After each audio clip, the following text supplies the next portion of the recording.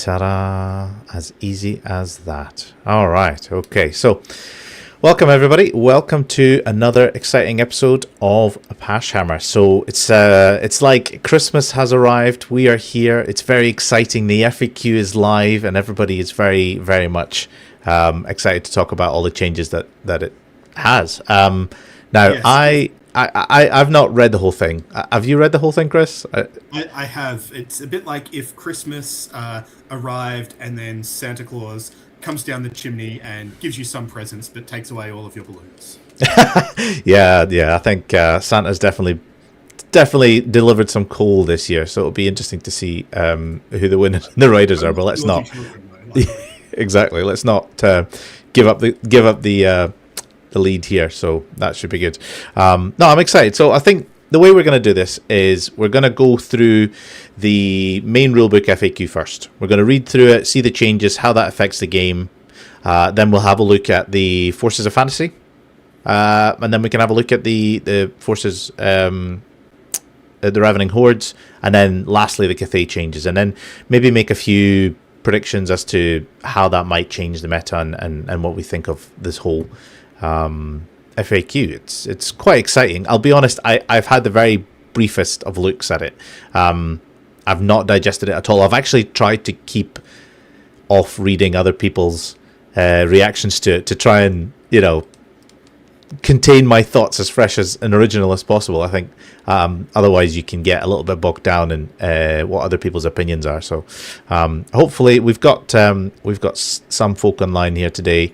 Give us a shout if there's any sound issues or anything like that. We are, as always, still learning how to do this. We are not super pros. We are amateurs. So give us a shout, and if you can, give us a like.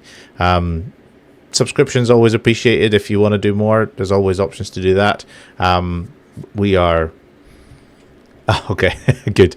People are saying that other people's reactions are not that hot. I'm glad, because our reactions are going to be super hot because we have not really thought about this at all. So but thank you very much for spending your lunchtime with us. Thank you very much for joining in. So without further ado, let's have a little look at this FAQ.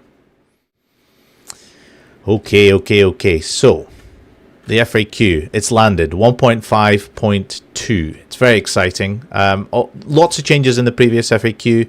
Now we are just looking at a few minor tweaks, which we'll go over, and a few actual changes. So I'll literally go from the top to the bottom, starting at Mighty Page 2 and Frenzy. So Frenzy has had a little tweak. It says this modifier does not apply to the model's mount in case of a cavalry model, to the beast that draws it in case of a chariot, or its rider in case of a monster. Now I think that is literally just a tweak from previous. I have the previous FAQ here as well, 1.5.1, and that just said a frenzied rider does not confer this modifier to their mount and vice versa.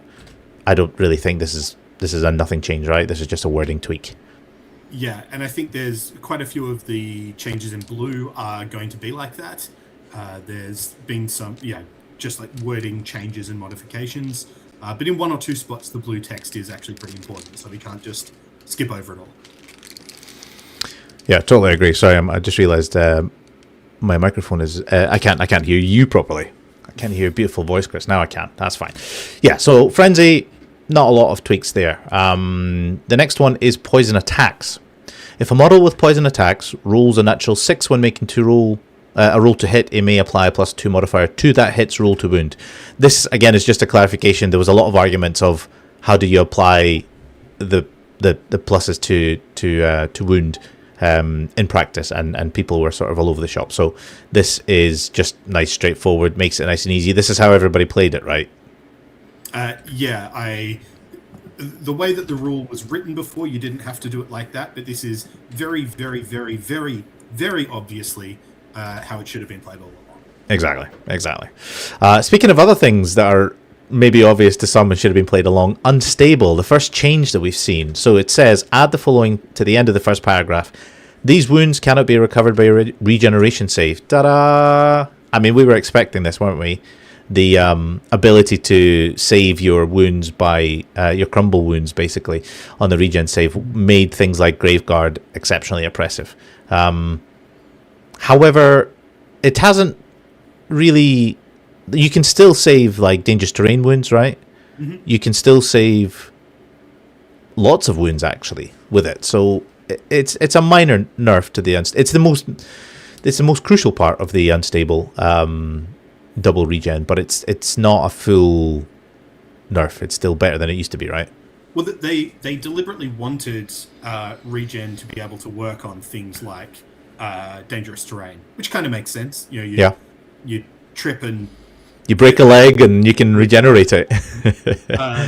So it's clear that that's what they kind of want to be the case in general, but it's just, they classically for Games Workshop didn't work through all of the implications of the previous FAQ and like the fact that things like unstable also counted as losing wounds, and so you could now regen them. I suspect they just hadn't got as far as working through every possible instance where you lose wounds. And so we had a brief period where undead players were laughingly regenerating a third of the Grave Guard crumbled. Making them even more of a problem. But that fixes undead, right? Yeah. Yeah, I'm sure that's not going to be an issue later on. But let's continue.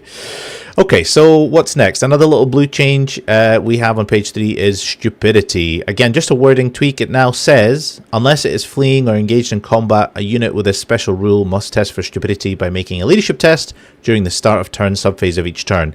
And if it's failed, the unit succumbs to stupidity until the start of the turn subphase. A unit that has succumbed to stupidity is affected by all of these, and the only change is it cannot move except to flee. Now, why does this matter? So I came across this issue in one of my games where the unit in question, my opponent's unit, failed stupidity.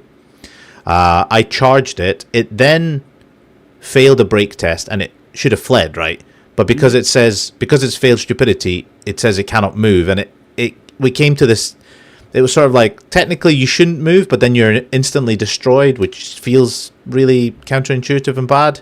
And in the end, we played it the sensible way, which is essentially this, that you still get to do your flee moves and stuff. But it is one of the few things that, again, it's just a little wording tightening, which is what you'd expect this late into the edition, right? And I think a lot of the changes that they've made for that, with, I would say, maybe one exception, but a lot of the changes they've made that are they're just intuitive. They work the way that I think most people were already doing them, or they've changed something from rules as written but clearly not intended to just make the intention clear. So there's been a lot of nice tidying, I guess, especially in the blue text. Exactly. And so first impressions, I mean, we're only 3 pages in, but first impressions is I kind of like how this is going. I'm liking these word tightening and making things a little bit more obvious. They'll make things a little bit clearer. That so far is nice. Let's hope that continues throughout the FAQ. Although I would say at this point, buying a physical book starts to look more and more like an absolute joke. Yeah. Given how much erratering, editing, changing wording and things it turns out to have been required. But luckily with the online versions of the rulebook, those are comprehensive and quickly updated. So a physical rulebook is nice to look at, but to actually play the game, the electronic versions are great. And to be honest, you'd expect that, wouldn't you? Because as soon as it gets printed, it's going to be out of date pretty soon after that. So I think at this, whether you can pay an editor or not, to well, that's another discussion perhaps. But I do. I mean, the way I see it is you buy a book because it's sort of your way to support the company, and it's your way to get a physical copy of, like this is your sort of your go-to nice chunky book. I've got my little tabs on it and stuff, but they've never been used because as soon as I got this, I was already not using a physical copy. And if you're one of these people who doesn't know the internet exists, let me show you a little secret. There's a wonderful resource, which is tow.whfb.app, and that's tow.warhammerfantasybattle.app, I think it is. It's essentially the whole rules online, and you can search all the bits and pieces. You can search for unstable, and then it'll show up all instances of unstable, and then all the bits and pieces that it has, and cross references other rules and all the units that have got that. So I appreciate I'm teaching people to suck eggs. 99% of you will probably use this. I know TOs use this all the time, but it is the most useful resource, I think, and it's the most up-to-date resource. It doesn't have this FAQ in it yet, which is actually quite nice because you can sort of go back and have a look at what the prior difference is. Old World Builder has already made some updates. Oh, fantastic. People are so fast to these things. Yeah, it's really, really great to see these community resources being updated. So, okay, cool. That's stupidity. Let's have a look and see what we have next. Nothing on this page. Okay, so now we're looking at page 5 of the FAQ. We're looking at woodland boundaries. I think this is quite a good change. So it now says, change the second paragraph to as follows. Regardless of the position of any individual trees within a terrain feature, any model or unit counts as being behind partial cover as long as over half of the model or over half of the models within the unit is within the woods, i.e. within the terrain's feature clearly defined. Now, how this is different to before is basically, if you have a look at, let's have a look at our useful little resource here. It says, it used to be any model or unit counts as being behind partial cover as long as up to half of the model. So essentially, you now need to have more than half of your model or models in the unit in the terrain feature. What used to happen is people would tow the tiniest little corner of a foot inside a forest and claim -1 to hit, which made, ballistic skill armies quite a feels bad moment, really, especially the likes of Wood Elves and Empire that really heavily rely on their ballistic skill. Okay, Cathay also, that's less of a feels bad, that's a separate issue, but well, for me, Nuln was one of the main abusers of this, just putting 3 toes of Outriders in units to give the entire board cover. Although they can do other shenanigans. They can. Also, with the wording here, I think if you just have a toe behind the forest, I think you're still getting cover because this is only for being within the wood. Whereas the wood obscuring line of sight, I think, may still work the way it did before. Okay. So do you think this, regardless of the position of any individual trees within any model or unit counts as being behind partial cover as long as over half the models within the unit is within the woods? Yeah, okay. So this is only to do with the, and technically this is only to do with woods, but I would imagine this would be adopted across other forms of terrain that give cover, right? That would just make sense. But that's probably more of a case-by-case basis. The thing I can think of is some scenarios or some events use, difficult terrain in the middle of the board that gives you cover. And this it would apply that way. That's how I would foresee it. Yeah. Good change. Good, sensible change. Okay, next one. So on page 6, we have a small little blue text, and it says, when it comes to dispelling a spell, change the first bullet point to if the results exceed the casting roll, the spell is dispelled. This is a reference card change, and I'm surprised that it's taken us this long to actually fix it. As soon as I saw it, I knew it was wrong. It's taken us 2 years to pick that up, so a little bit odd. But anyway, it's there. In fact, was it even at the old FAQ? I have the previous FAQ loaded up here as well. Let me just have a quick look. Oh no, it was there anyway. If the result exceeds the casting roll, the spell is dispelled. If the result exceeds the casting roll... Oh, okay, so it's identical. I feel like that shouldn't really be there. I'm not sure, but that's already how the rules worked. All right, whatever. It's there. Let's not spend too much time on it. The next thing is probably a bit more significant. So, baggage trains. So now it says, change the second sentence of the second paragraph to baggage trains are treated as impassable terrain for the purposes of movement, but are ignored for the purposes of line of sight. Okay, so up until now, let's just have a little look at baggage trains. The previous wording before the FAQ said that it's a miniature, are treated as dangerous terrain for the purposes of movement, but ignored for line of sight. It is now impassable.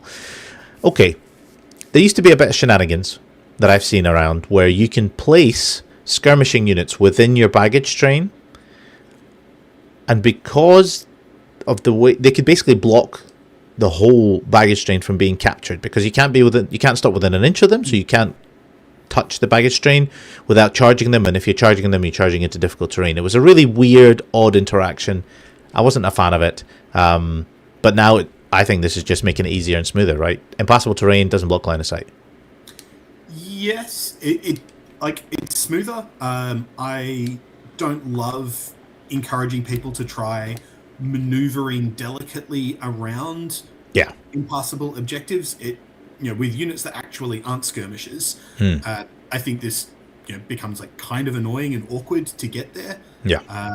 So maybe not the fix I would have preferred, but it was a bit silly to just put. I did this a lot. I'd put a cannon on a baggage train, and then no one can actually capture it in turn 6 because they have to charge the cannon instead. Exactly, and it made it really awkward. Making it impassable, I don't know if that's the right solution, but that's what we've got now. And I guess your baggage train hunters may just have a little more difficulty in maneuvering into the position they want. Yeah, fair. But straightforward, no real difficult things. I guess the only other thing might be an awkward one, and this is really more of a comp change than an actual rules change. Is a lot of, the Masters comp had this, and I've seen a few other events have this, where they say that essentially cannons cannot target something behind impassable terrain to shoot it, to overshoot. And that might be a weird way where you can hide a dragon behind impassable terrain sideways. I can still see over it. Yeah, exactly. So very weird. But anyway, that's a small minor issue. It's a clear change, and I guess it's to have fewer feels bad interactions. Whether that's going to be the effect, we'll find out. But they're trying. Okay, what's the next thing? Arcane Journal, War of Citrus Fury. Okay, Battle March. Close Encounters deployment map. Change the length of the short edge to 15. Change the distance to 18. Okay, cool. I'll be honest, I haven't had a look at Battle March. This is just small scenario tweaks to me. I don't know if this is significant. I'm guessing not. I have the Battle March players will need to chime in because exactly. I've also not actually played it. If anyone in the chat knows if this is a significant change, please chime in. To me, it just seems like a small tweak. So hopefully that's the case. Okay, scrolling on, we are now on page 7 of the FAQ, and looking at the left-hand side, we have, is there a maximum beyond which characteristics cannot be modified? And the answer is, unless a rule specified a maximum, no. So this is counter to previous old editions, as it were, where stats were capped at 10, quite strongly capped at 10, and you couldn't go beyond 10. What we've seen in Old World is you can quite happily have stats go above 10 quite often. For example, Steed of Shadows gives you fly 12. The Mortis engine can buff your movement by 1, and that can take your flying, if you already have flying, like Felbats and stuff, to 11. So there's a lot of things actually that are not capped. But there are also, and you have to be careful about these, an awful lot of things where it says up to a maximum of. So when you combine multiple of these layers, often you are capped.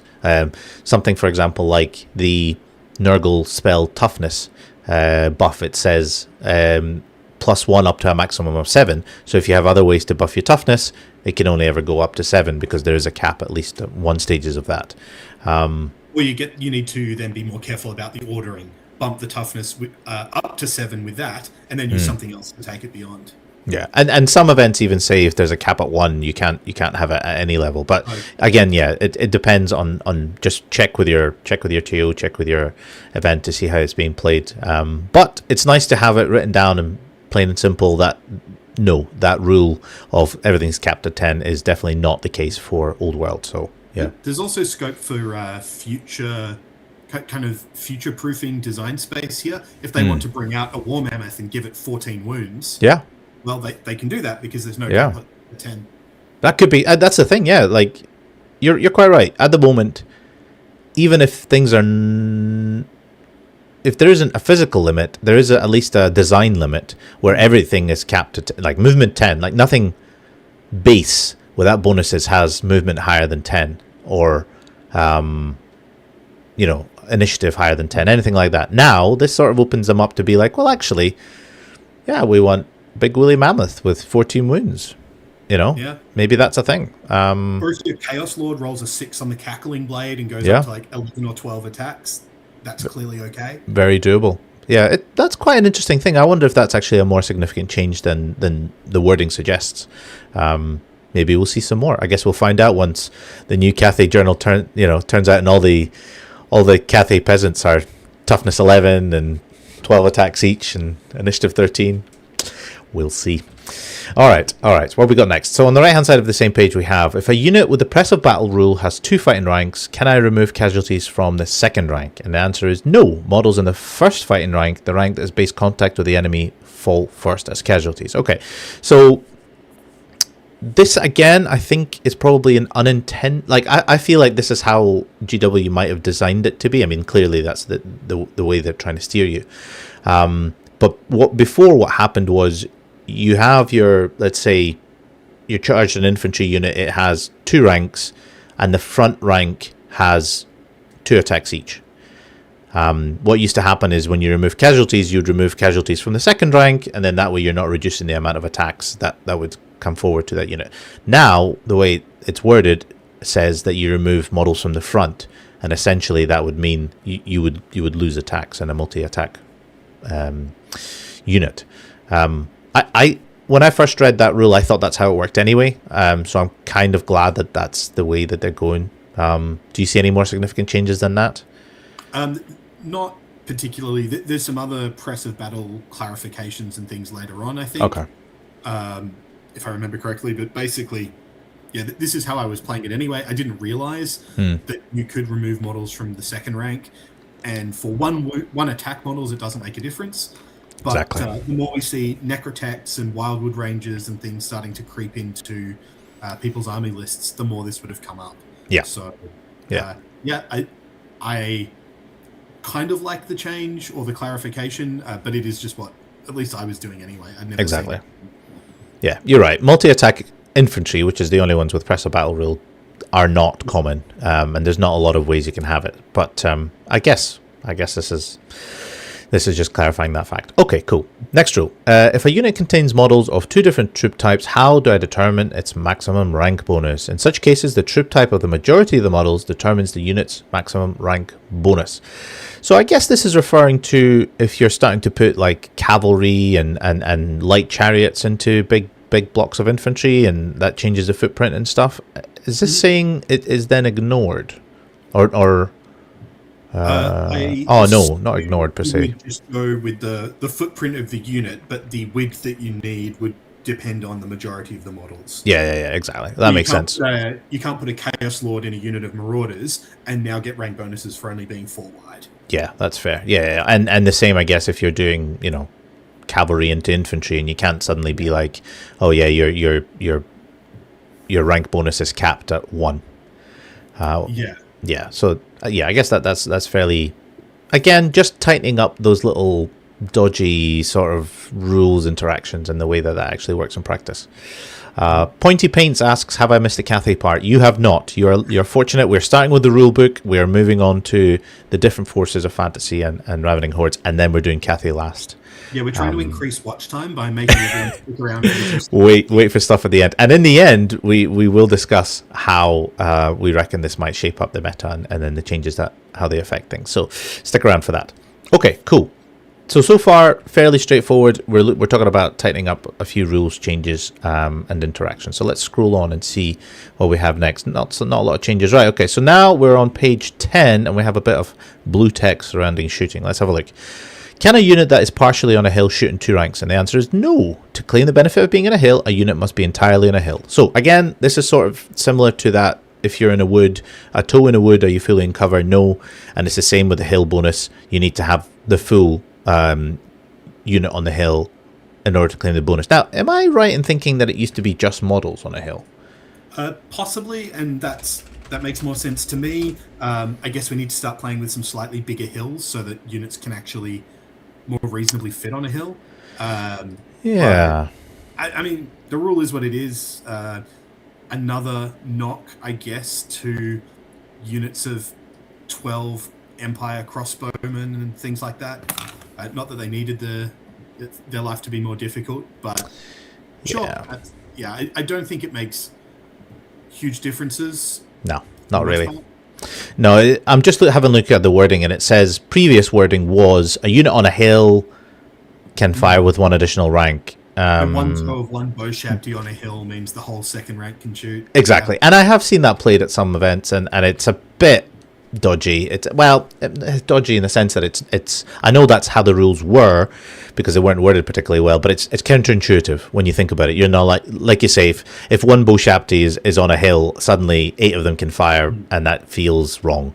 It's like 10 second rank crossbowmen can't shoot on a hill because one of them's got a foot off it. Yeah, that would seem weird in the other way around. So. It will. You're right. So now you're going to have to be careful about how you place your models on a hill, which is going to be great fun for those hills that are not robust.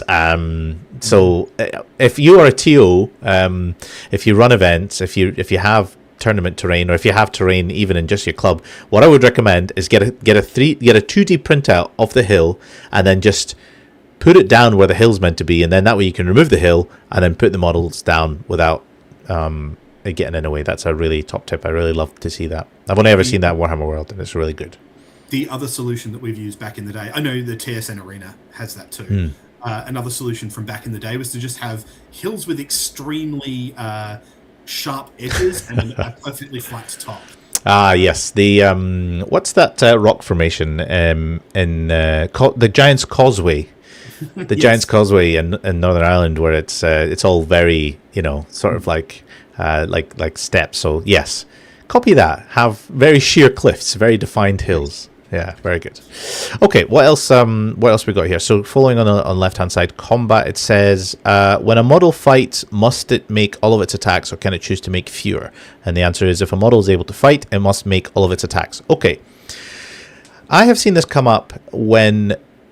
It's rare that you'd be disadvantaged to make all your attacks. However, I'll give you an example. Say if I charge my high elf dragon with a lord up top, and I get challenged by a champion, my high elf prince on top strikes first and gets to put his really crap attacks, and often you would only get one wound through or something, and then that means the dragon couldn't attack, and the dragon's what really delivers the punch. So I've seen it argued where people are like, well, I'm not going to attack with a guy up top, I'm just going to attack with the mount. And it was a little bit dubious, but this very clearly says no, you cannot hold attacks back. Again, it's sort of what people thought how it should be played, and now GW have confirmed that is in fact how it should be played. Yeah, there are some other times where it might come up as well if you don't want to accidentally trigger an effect, like the Casket of Skulls or Timber. Yep.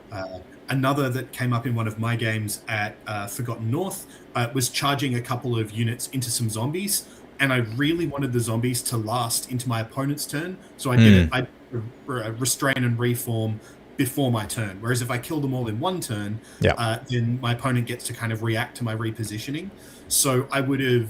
I luckily didn't roll too hot, and so it lasted an extra turn anyway. Yeah. But if I had the option, I maybe would have not used a couple of Shigengen attacks to try and ensure that the combat lasted the extra turn.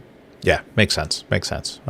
Cool. Nice to have these clarified. I like it so far. Okay, just on the top right of that page, we have another blue question, and it is: models in the fighting rank cannot fight if they are killed before they have a chance to fight. Makes sense. But can models in a second fighting rank, in the case of units with oppressive battle rule, fight if a model in the front is slain? And can a model make a supporting attack if the model in the front rank or the front of it is slain? Okay, and the answer is yes. Unless they have been killed, models that are in the fighting rank or that are able to make supporting attacks can do so as normal. In other words, casualties inflict reduce first the number of models in the fighting rank that are able to fight, starting with the first fighting rank, and secondly, the number of models in the supporting rank that are able to fight. Very wordy, but I think what this means essentially is what we were just discussing a minute ago, which is you remove models from the front, and then other models at the back who were able to fight step up, but they don't increase their attacks, as it were. So yeah, you just remove casualties from the ones that are closest to the enemy until it gets to your turn to attack, and then you attack with whatever's kind of counts as being left in the unit. Which I think again is, at least for me, this is already what I was doing. Yeah. thematically makes sense. If you kill something, it's the thing in front of you, not the thing 1 or 2 rows back. Sort of. Although if this is representing the press of battle, it's kind of weird that people would just sit back instead of pressing up into, stepping up even, one might call it, into the fighting rank. But at least it's clear and at least to me seems pretty intuitive. Yeah, I think so.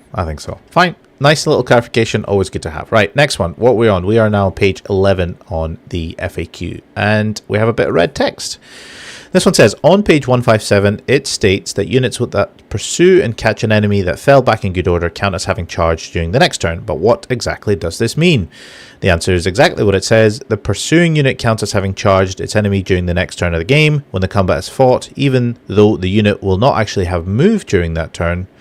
This means the rules and weapons that can only be used by charging models can be used, that initiative modifiers for charging are granted based on a distance pursued, and so forth. Again, this is basically how everybody played it. I'm not really sure this gets asked often, but it's nice to have a little clarification. And what that means in practice is, if we have a round of combat, and one unit fell back in good order, the other unit pursued, the next round of combat, which will be the next player's turn, the unit still counts as having charged. It gets all the bonuses, such as lands, such as initiative, such as furious charge, any other bonuses you might have with that. So again, it's how it was done. It's intuitive. It's just a bit of clarification. Quite nice. Yeah, I think there might be some things that the wording on the rule references something like during a turn in which it charged, right? Which isn't quite the same as counting as having charged. Yeah, fair. The emphasis is on like when turn. the turn. Yeah, and I think this, whether it's explicit or not, really suggests that just like all of your charging stuff counts as happening, and you count as having charged in that subsequent turn. Exactly. Cares about the timing. Yeah, makes sense to me. Nice to have a bit of clarification. I'm liking this tightening up of the rules that we're getting from all these other angles. So yeah, very, very, very good. I like it. Okay, let's crack on. Page 12, left hand side. What do we got? We have, can an evasive unit use that special rule whilst it is engaged in combat? The answer is no. It's a fairly obvious answer, but I've seen it come up. And an example you might have is, say you have an evasive unit in combat and then a template scatters onto them, or say you have something stupid like a scream, wailing dirge from the vampires because it can target a unit that is in combat with, then can you evade from that scream? And that creates a really weird rules interaction. And I've never ever seen anyone actually play it that you can evade in combat, but it's really nice to have it clarified. Yeah, nice and easy. All right hand side, impact hits and stomp attacks cannot be directed against a character that has joined a unit unless that unit has a unit strength of 5 or less. Does this limitation also apply to unit champions? And the answer is yes. Whilst unit champions are not characters, they function like characters in many ways, and this is one. Impact hits and stomp attacks are indiscriminate. Target specific models like unit champions is not possible unless there are fewer than 5 rank and file models in the unit. Okay, so this is a weird rules interaction that came around as a result of them removing text in the previous FAQ. Yeah? I think it was also just rules as written could be done anyway. Yeah, exactly. So this is fine. It's pretty much the standard that characters and champions are treated the same in many, many ways. And this is just tightening up one of the few cases where I think it was really just an omission rather than an intention that they could be targeted. I do also think it's very strange being able to target impact hits. You're charging headlong into a unit, but you're going to aim for this one guy in the middle, rather than the unit as a whole. And then suddenly that guy takes, d6 plus 1 impact hits to the face. It does take a bit of utility away from impact hitting units, which is a bit of a shame, because it was nice to be able to pick out characters and not be challenged out. But it just means anybody with, a mount or any big gribbly like that is just going to have to play it a bit more smart. Yeah, I mean, this always used to be the way that it worked, and I think impact hits being distributed as shooting used to be the way that it was worded. Yeah. And in the current rulebook, they've changed, in some ways weirdly, changed the way that they describe things. So impact hits are attacks, that hit automatically rather than just being hits, Yeah. for example. And introducing that kind of text opens up some of these like loopholes through which you were able to direct your attacks into a champion. Yeah. Now you can't. I think that's good. Yeah. Unfortunate for characters on normal chariots, but no tears will be shed for the balloons and Shigengans that were probably the main perpetrators of this in recent times. Exactly. Yeah. It was an interesting loophole. I'm glad it's been tightened up. It just totally makes sense. We have a question from the audience. That Rat Bastard's tuned in again. He is asking, can you evasive from a scattered template if you're not in combat, if the evasive unit weren't the target? So the answer to that would be no, because the way that evasive triggers is when that unit is targeted.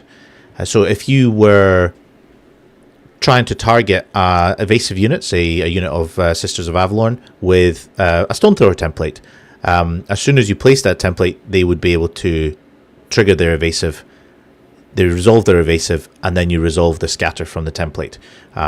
If, for example, you were targeting a unit next to the Sisters of Avalorn, and then the template scattered onto them, they would not be able to trigger the evasive, because the way it triggers is when it is targeted. Yeah, and I think this is like one of the examples that we gave might have been erroneous in that way. Yeah. But there's screams, there's things like Vindictive Glare that can be cast into combat. Yeah. But especially for someone with a Skaven-coded name asking the question, here's a conspiracy for you. This is evidence that Games Workshop are lining things up to bring Skaven back with shooting into combat. That's why they don't want people evasioning away from it. Maybe that's what it is. They're tightening up the shooting rules into combat. Just for you, Rat Bastard. There you go. Okay, let's crack on. Let's have a look at the next lot of changes. So on the next page, page 13, we have just one little change, and it is, are wounds lost as a result of a model with timber falling on a unit counted towards the enemy's combat result score? And the answer is yes. Okay, so here's a scenario for you. I have an Arachnarok, 2 giants running into a big unit of skeleton warriors. One of the giants dies, falls onto the unit. Do those wounds caused by timber count towards combat res? And the clarification is yes. Now, this is falling in line with how previous editions used it. So 8th edition had this, I'm sure, where it was any wounds caused in combat counted toward combat res or something like that. I don't want to delve too much into previous editions, but it gives you an idea of what their thinking previously was, and it looks like they're just consistent with that sort of thinking now, which is fine. That now has me wondering. I need to look through the other rules to work this out. But if you maybe a giant with 1 wound goes into a unit. You kill the giant, but then it does 6 wounds to the unit that killed it. Do they now lose combat? Yeah, so this is an interesting point. Yeah, exactly. Or for example, so I think the answer to that is no, because I'm pretty sure if you're not in combat with anybody, you don't have to resolve any break tests. But say, for example, something like same giant charges a unit of a small unit of undead, skeleton warriors again. It can win combat because it's done the damage.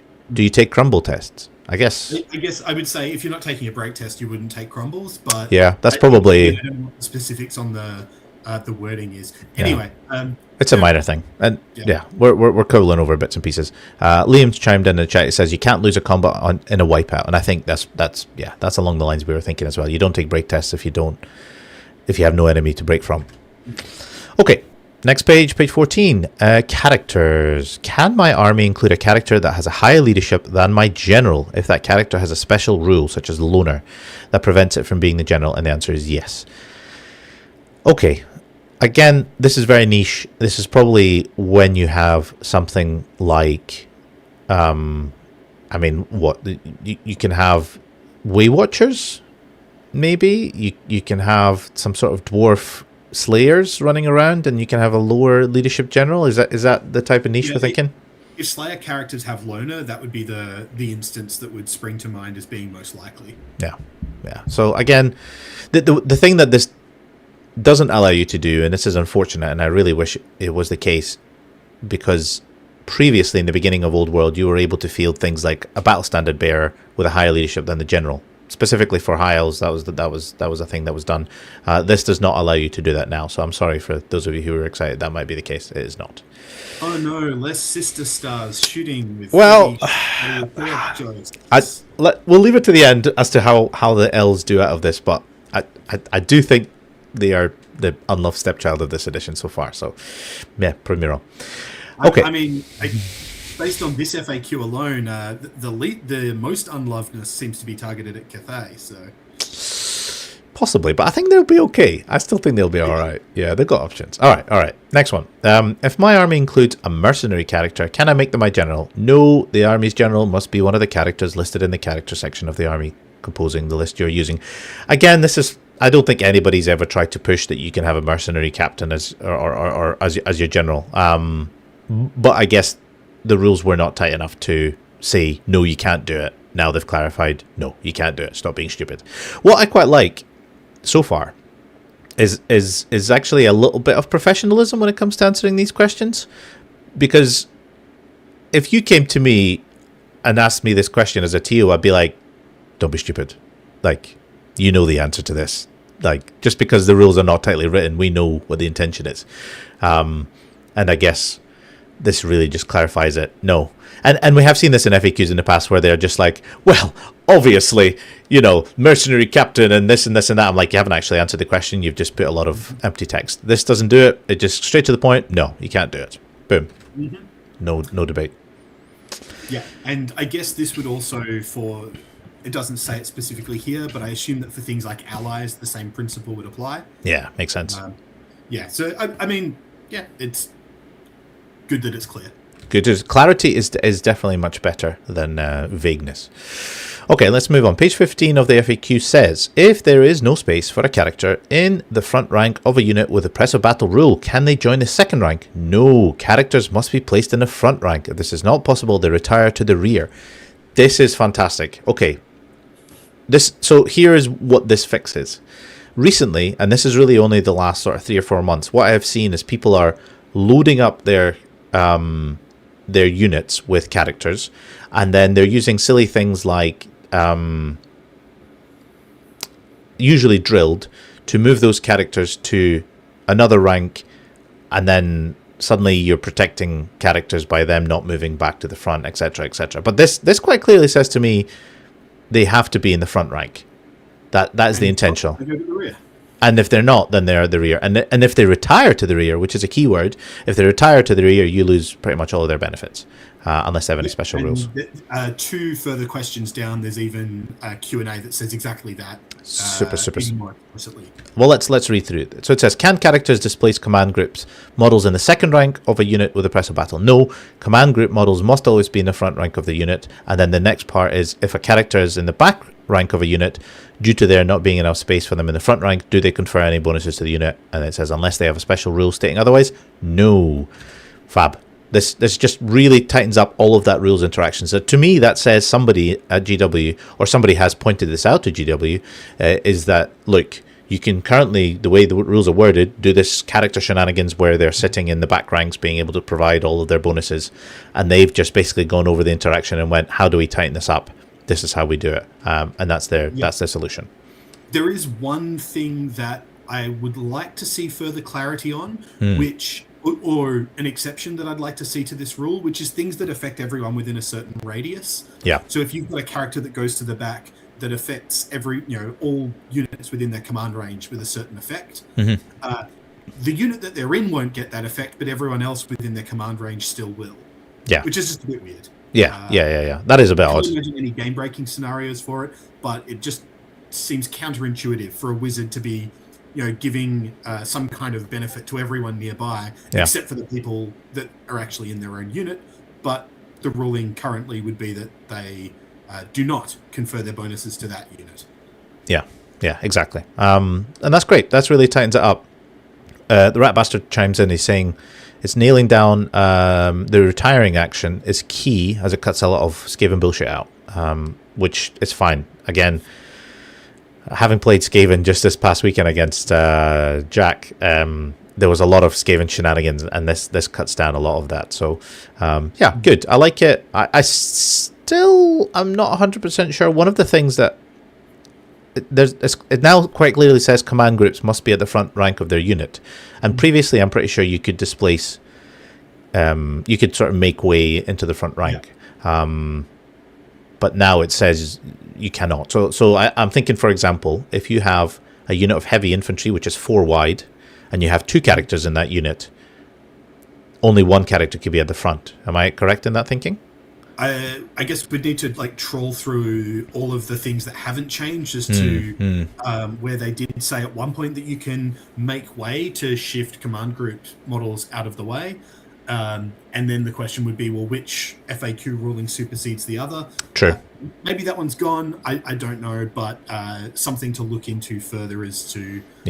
This kind of makes it clear that you couldn't displace command group models when you're just deploying into the unit. Yeah. But then the question would be if make way allows you to kind of trump that. That's very true. But then the first part of that FAQ does say no characters must be placed in the front rank. If they're not possible, they retire to the rear. So even just without looking through all the rules, just based on that, I would say if you have 2 characters in a unit that's 4 wide and you have full command, then 1 character has to be in the front. Second character has to be in the front, but he cannot be because because there's full command, therefore he must retire to the back, and the only way he can come back to the front, I guess, is like a champion dies or something, right? Yeah. Something like that. So you can't actually make way with those models if there's not space for them. Yeah, exactly, yeah. And somebody just pointed out, it makes taking musicians an actual option that you have to consider a little bit more. Like, do I want that musician? Do I want another space for my character? Yeah. Who knows? All right, cool, nice, I like it. Right, let's crack on. What are we looking at? We're looking at page 16. Just in the bottom of that left-hand side, it says, some war machines can have additional models attached to them, such as the Orc Bully. If the war machine is destroyed, are any attached models also destroyed? The answer is yes. So the Orc Bully is a funny one. I think it's a model that basically nobody ever took. Nobody ever really seen until the Ogre Loader came about for the Cathay, and then suddenly people are like, how does that work? And I'll give you a little hint. There are a few changes to the Ogre Loader later on, which makes it a lot nicer interaction, a lot tighter. And this is just continuing that on, where it says basically if the war machine's destroyed, you've not got this little lone model running around and doing its own little weird thing. And this is a maybe sassy choice from Games Workshop to say the Orc Bully here is the example rather than the Ogre Loader, but it's pretty clear why this has suddenly become something that needs to be FAQ'd a couple of years into the game. Exactly, yeah. We've got a little chat from the audience here. John Harper, who is one of our Scottish legends. His name is up in Games Workshop, people. You can look it up. He's a hobby hero. This might be the first Old World podcast he's ever listened to, because he's only just returning to the hobby. So welcome, John. And the question or his point that he's raised is basically if you want extra characters in the front rank, you just make the unit wider, and that's totally right. Yeah. You know, but some people don't think of that, John. You're far too you're far too straightforward. People like to think of weird loops and hoops before they have to do the obvious thing. Well, I think it's also just like wanting your cake and getting to eat it. 100%. Yeah. Which, fair enough. Like that's what competitive gaming is looking to do. And so, if you were able to get an advantage by forcing your characters into the second rank, it's good that you can't now, I think. Perfect. And was perfectly fine to look for it before. Exactly. Okay, let's move on. Battlefield terrain. To defend a low linear obstacle. Oh, Jesus fucking Christ, low linear obstacles. All right, let's hope they fixed it. To defend a low linear obstacle, a unit must move its front rank into base contact with it. Are skirmishers able to do this, or does their lack of rank prevent it? And the answer is skirmishers can defend a low linear obstacle. To do so, simply move as many skirmishers as possible into base contact with the feature. The reason this is in is because basically skirmishers don't have ranks, and there's a lot of wording about ranks and front rank and etc. etc. So I have seen people argue that skirmishers cannot use walls because suddenly they're just wall illiterate, and this tightens that up, which is fine. This is one of many low linear obstacle interactions in this FAQ, and it's just a start. So it's the questions that they didn't answer are the ones that I think so are more noticeable by their absence, I think. This is one of the things it was one of the bugbears that I had, is I really wanted low linear obstacles, LLOs, to be fixed in this, and skirmishing. That's the other rule I was really hoping, and I haven't so far seen it done. So, but anyway, we'll see. Okay, Next bit. Warhammer armies. Do army special rules extend to any mercenaries I include? And it says, unless stated otherwise, no. Again, fine. Now, army special rules. Yeah, okay, that's fine. That totally makes sense. I'm trying to think of army special rules, but I guess ones that say, like, friendly models within 12 can do whatever. I guess, for example, for Cathay, right? If you have a balloon, it has the ability for you to reroll restraint tests and bits and pieces. Yeah, that should still work. Right? This is for army special rules. Which okay. Another. Well, okay, yeah. Army +1 leadership or something like that. I guess. Or yeah, I'm trying to think of a way where this is relevant. Okay, fine. It says you can't do it, so don't do it. Let's not dwell too much onto that. Okay, next page. Nothing on 17. 18. The match play guide. Okay, if a unit is limited to, for example, 0 to 3 per specific type of character, or 0 to 3 per 1,000 points, how many units can I field in a 2,000 point army at an event using combined arms army composition? The answer is you can field up to 3 per character in the first example, and up to 6 in total in the second example. Combined arms compositions rules only restrict units with no other restriction on them. If a unit has any form of restriction, that takes precedence. Note that +1, for example, or 1+ is a restriction. Okay, so that is basically clarifying that really the only thing that combined arms limits is those models that are not currently limited by anything. Mm-hmm. Yeah, which is fine. I think that is good. Does that change anything significant that you can think of? So the way that it's been interpreted, or maybe this is a kind of tournament ruling rather than what the rules kind of say, is that you're sort of capped at 3 instances of things anyway. Yeah. So that the combined arms restrictions could be taken to trump your rulebook general force organization restrictions. So you might be allowed to take 6 cannons in a Cathay army, but in a combined arms event, which says you're only allowed 0 to 3 special, you're only allowed to take 3. Yeah. And so that's why I think this ruling is just wild to me, in that it's literally the combined arms army composition, and they're saying don't combine arms. You can take an army that's nothing but Tomb King chariots in a royal host. Yeah. Nice combined arms. You only have 1 unit type in the army. Nice combined arms list. You can have 6 Cathay cannons. Like, it's literally saying do the opposite of what the combined arms restrictions are supposed to be doing. And this is why, I don't understand what the point of the Games Workshop restrictions are anymore. They're literally saying that, well, even we don't really care about them, or we don't want you to restrict what you take in certain games. Bad for the game and bad for the match play guide, I think. Yeah, I think it's a bit of a failing. One other thing that I would have quite liked to have seen, and this is a question that has come up, is the clarification as to, do the limits apply to that specific instant of unit, or does this apply to that like unit stat book? So say, for example, I'm just going to refer to High Elves all the time because they're unloved and they need a bit of airtime. High Elf mages and archmages. There's a limit to how many you can take of a model, right?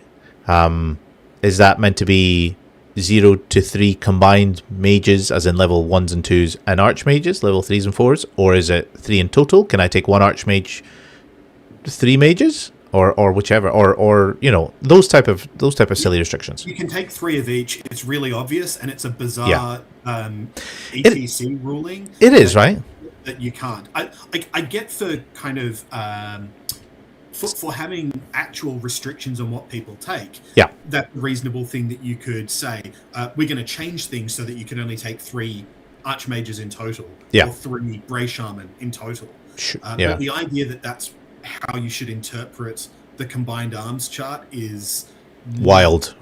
That's super bizarre to me, especially because you have things like 0 to 1 Chaos Lord or Demon Prince. Yeah. Chaos Lord is clearly a different thing to an Exalted Champion, which has a different rule, even though they're all listed on the same thing in the army book. So I think this is, it would be nice for them to clarify, yes, you can take 3 or 2 Archmages and 3 little mages. Yep. That would be great if they said it, just to make it really clear.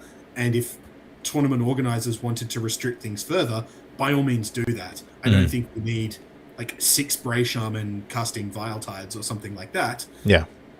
But that's a deliberate attempt to restrict things for balanced reasons, not an attempt to interpret what the rulebook actually says. Exactly. Yeah. Very literal way of reading it, and not a way that I agree with. I think it's very odd. But anyway, let's move on. Let's not dwell too much on the way that people really enjoy taking Forsha Gengans. I'm very invested in certain interpretations of that. 100%, and only fair. I wonder if that's still going to be a play style that you can continue on, but we'll see. We'll get to the Cathay part, people. We will get to the Cathay part. Don't leave us yet. Okay, cool. Next question about the match play guide is, can a unit control more than one objective on the battlefield? For example, can a unit control a special feature, a battlefield objective, and a secondary objective such as baggage train all at the same time? And the answer is no. If a unit is in a position to control 2 or more objectives, you must choose one for it to control. So this is basically, I think, a bit of a home rule that a lot of people implemented. Most events I have seen play it like this. It is nice to have it clarified, but one thing I should really point out is the fact that, say for example, you have a core unit that is sitting beside your baggage train and is also sitting within 6 inches of a secondary objective, secondary location, strategic locations, whatever they are. You have to pick for that turn which one it is capturing, right? That's how that works. So I guess in that sense, if it's the very last turn of the game, you'll be like, okay, this turn they're forgetting the strategic location and they're holding the baggage train, and I'm going to get the points for the baggage train. Same, for example, if you have like a herdstone to capture, or if you have like the central point in some of the games where you have to capture, building type thing. You have to basically be clever about which objective you capture to make sure you're not missing anything out. Let's say this is only for controlling objects as well, so you can potentially double dip with counting as being in a table quarter for domination, while still also capturing a hearthstone. Yeah, exactly. Okay, cool. Fairly straightforward so far. That is the main rulebook. 18 pages of it. So far, how are you feeling about it? Fine, apart from like the 1 or 2 things I was sounding off on. That mostly just clarifies things in sensible ways. Pretty happy. Yeah, I agree. So far, nice to have clarity. Rulebook 1 could have gone further, but it's fine. I have no complaints about this. A few tweaks I would have liked to have seen, but that's fine. Most of my complaints about what they didn't answer rather than what they did. Yeah, I think so. But we'll get to that bit. Okay, that's fine. So that is the main rulebook FAQ done. Let's have a little look at the forces of fantasy and see what changes we have seen to the good guys, as it were. Nobody's really good in this world, but these guys are pretending to be, at least. So, I'm just going to quickly grab some water. Yeah, let's do that. I'll take some questions from the audience actually while we do that. John, I've seen you pipe up and say army special rules. Yeah, like Blessings of the Lady. Yeah, that's certainly one that would affect it. Monzil, 5 Manglers, 18 Fanatics incoming. 18 Fanatics, is that the maximum you can take? I guess it would be, because your core units, you need a unit of Night Goblins in order to take Fanatics. You can take 3 Fanatics per Night Goblins. You can have 6 Night Goblins in a combined list. That's a lot. That's certainly going to fill your core quite nicely. I don't know if that's something you'd actually want to do, but hey, I wouldn't want to play against 18 Fanatics. I think there's a optimal limit to how many Fanatics you want on the board before it does more damage to you than it does to the opponent, really. And I think 18 is beyond that limit. All right, okay. Hey, Callum is in the chat as well. My day off and I'm watching this. Hello. That says more about you than it says about us, Callum. But I'm glad you joined us. Thank you very much. Okay, this is quite a few people in this. By the way, just as a heads up, if you haven't liked the stream, please do. Very much appreciated. It raises a profile. There's probably about 100 different FAQ reviews videos at the moment. I've seen over the last 24 hours nothing but FAQ review videos from channels I've never seen, which is great. That means the algorithm is pushing them towards me, and I will probably watch them all because I'm a hound for old world content. But the only way that gets promoted is by people like yourselves hitting the like button and subscribing, and that's what we need. So please do that. It's really appreciated. Right, let's move on. Forces of Fantasy. Let's have a little look. Page 22, Rangers. Change the unit size to 5 to 20. Okay. You know, I've got the Forces of Fantasy here. Let me just have a little look and see. I'm guessing previously it did it have a unit limit? It might have been 5+ before, and this is just putting an upper cap on it. I don't recall ever seeing units of like 30 Rangers. No, neither did I. 22. Page 22, Rangers were... It literally, yeah, you're right. It said 5+. So at the moment, up until this change, you could have had a 40-man unit of Rangers. Now they're starting to put unit caps. This is interesting. And I like it. I like... unit caps feel bad because you're like, oh, what if I wanted 21? But do you want 180 skeletons in one unit? That is my question to you. And can you still do that? I don't know. We're going to have to have a look and see. But yeah, I think doing this to units that can scout makes more sense to me. Kind of weird for 2/3 of the dwarf army to just suddenly appear 12 inches away from the enemy, whilst the rest of the army is not doing that. Yeah. So yeah, sad for the people who wanted a unit of 40 Rangers. But, yeah. I like the way it's going. The direction is nice. Let's see more of that. Okay, next bit. More nerfing dwarves specifically, please. Exactly, 100%. OP dwarves, down with the Dowie. All right, so we have some changes here for Empire. Page 52, Lector of Sigmar, leadership characteristic to 9, Priest of Sigmar, leadership characteristic to 8, and then it's the same for High Priest of Ulrich, leadership to 9, Priest of Ulrich, change leadership to 8. Okay, so this is sort of in line with what we have seen in the previous FAQ, where they're starting to boost the leadership stats of things like Empire. And I, for one, I'm okay with that. I think that's totally fine. I think the priests have some really interesting things that they can do, and they were very unreliable before. The leadership buff is pretty significant in how reliable those bonuses can be. And things like re-rolling to hit and to wound, multiple wounds too, those are very powerful effects, and good for Empire. Unfortunately, I think so. Of course, the Jade Fleet for Cathay can just borrow a couple of those as well. Stealth Cathay buff. Stealth Cathay buff. So, yeah, that's one of the drawbacks with boosting Empire specifically in that way. Yeah. But I think just for what the model does, they're interesting. They're cool. This makes them better. Definitely. And if we see these sort of changes incrementally make their way into FAQs, great. As they're sort of tweaking these stats a little bit higher and higher. Absolutely no issues with it. This is like a general point that I was thinking I might bring up with Cathay, but it fits here, which is that the downside of having only an update every 6 to 12 months is it means that these incremental changes go really slowly. Yeah. 6 months ago, Empire got Captain and General got a buff to their leadership.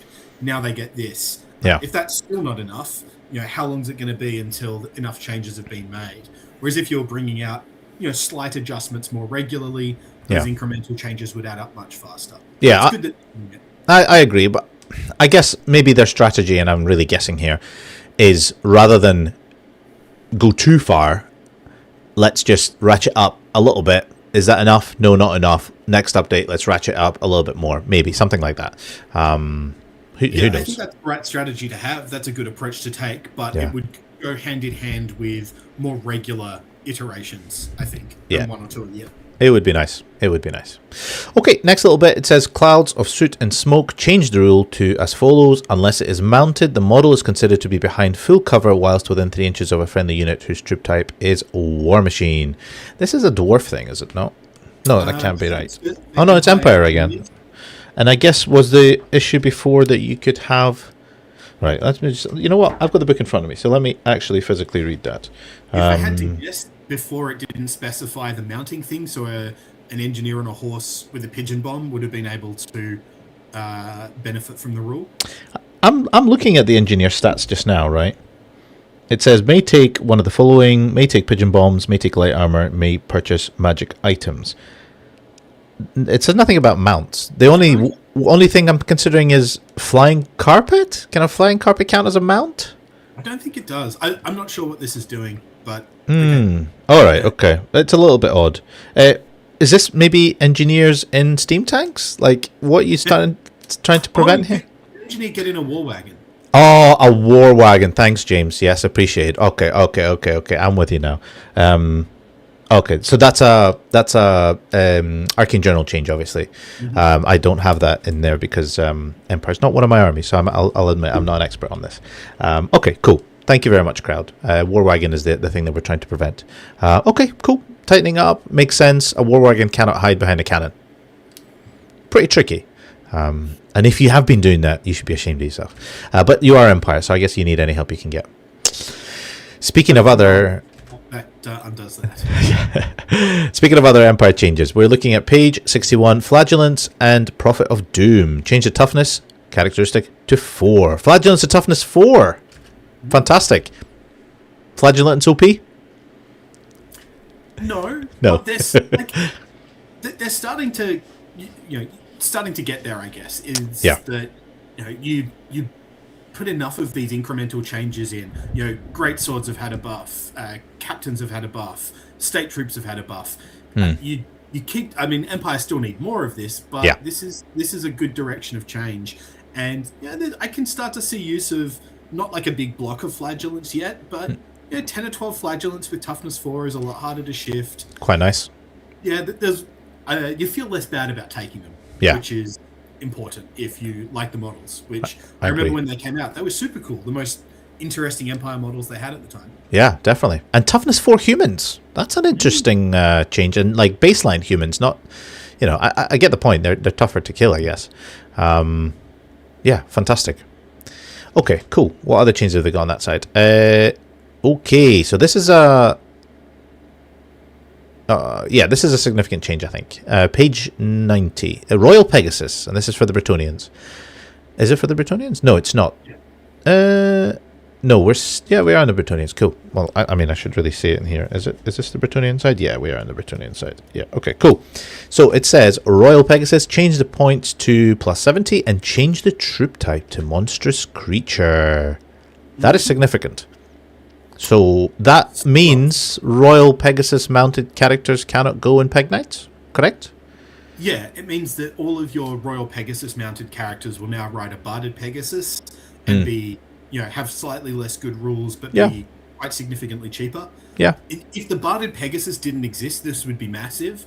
As it is, I think it's only a slight change, and a lot of Bretonnian players weren't even putting Royal Pegasus everywhere they could have to start with. So I've only run Bretonnians for like 2 events, and I debated over this Royal Pegasus versus Barded Pegasus, and I think I tried to go for the Royal Pegasus every time, and the reason was increased your toughness, and increased your wounds, and increased your damage output marginally, because the Royal Pegasus is a little bit more hitty. So that is really interesting. So I think it's significant.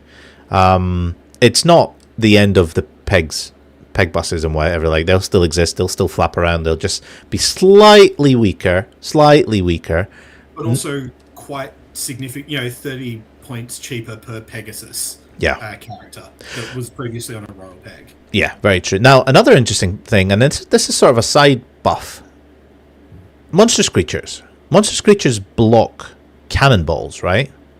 Yes. So if I have a monstrous creature with the Syrian's Locket, where you don't take multiple wounds, sitting in front of my bombard in a Bretonnian army, suddenly I have cannon protection. Kind of cool. Yeah.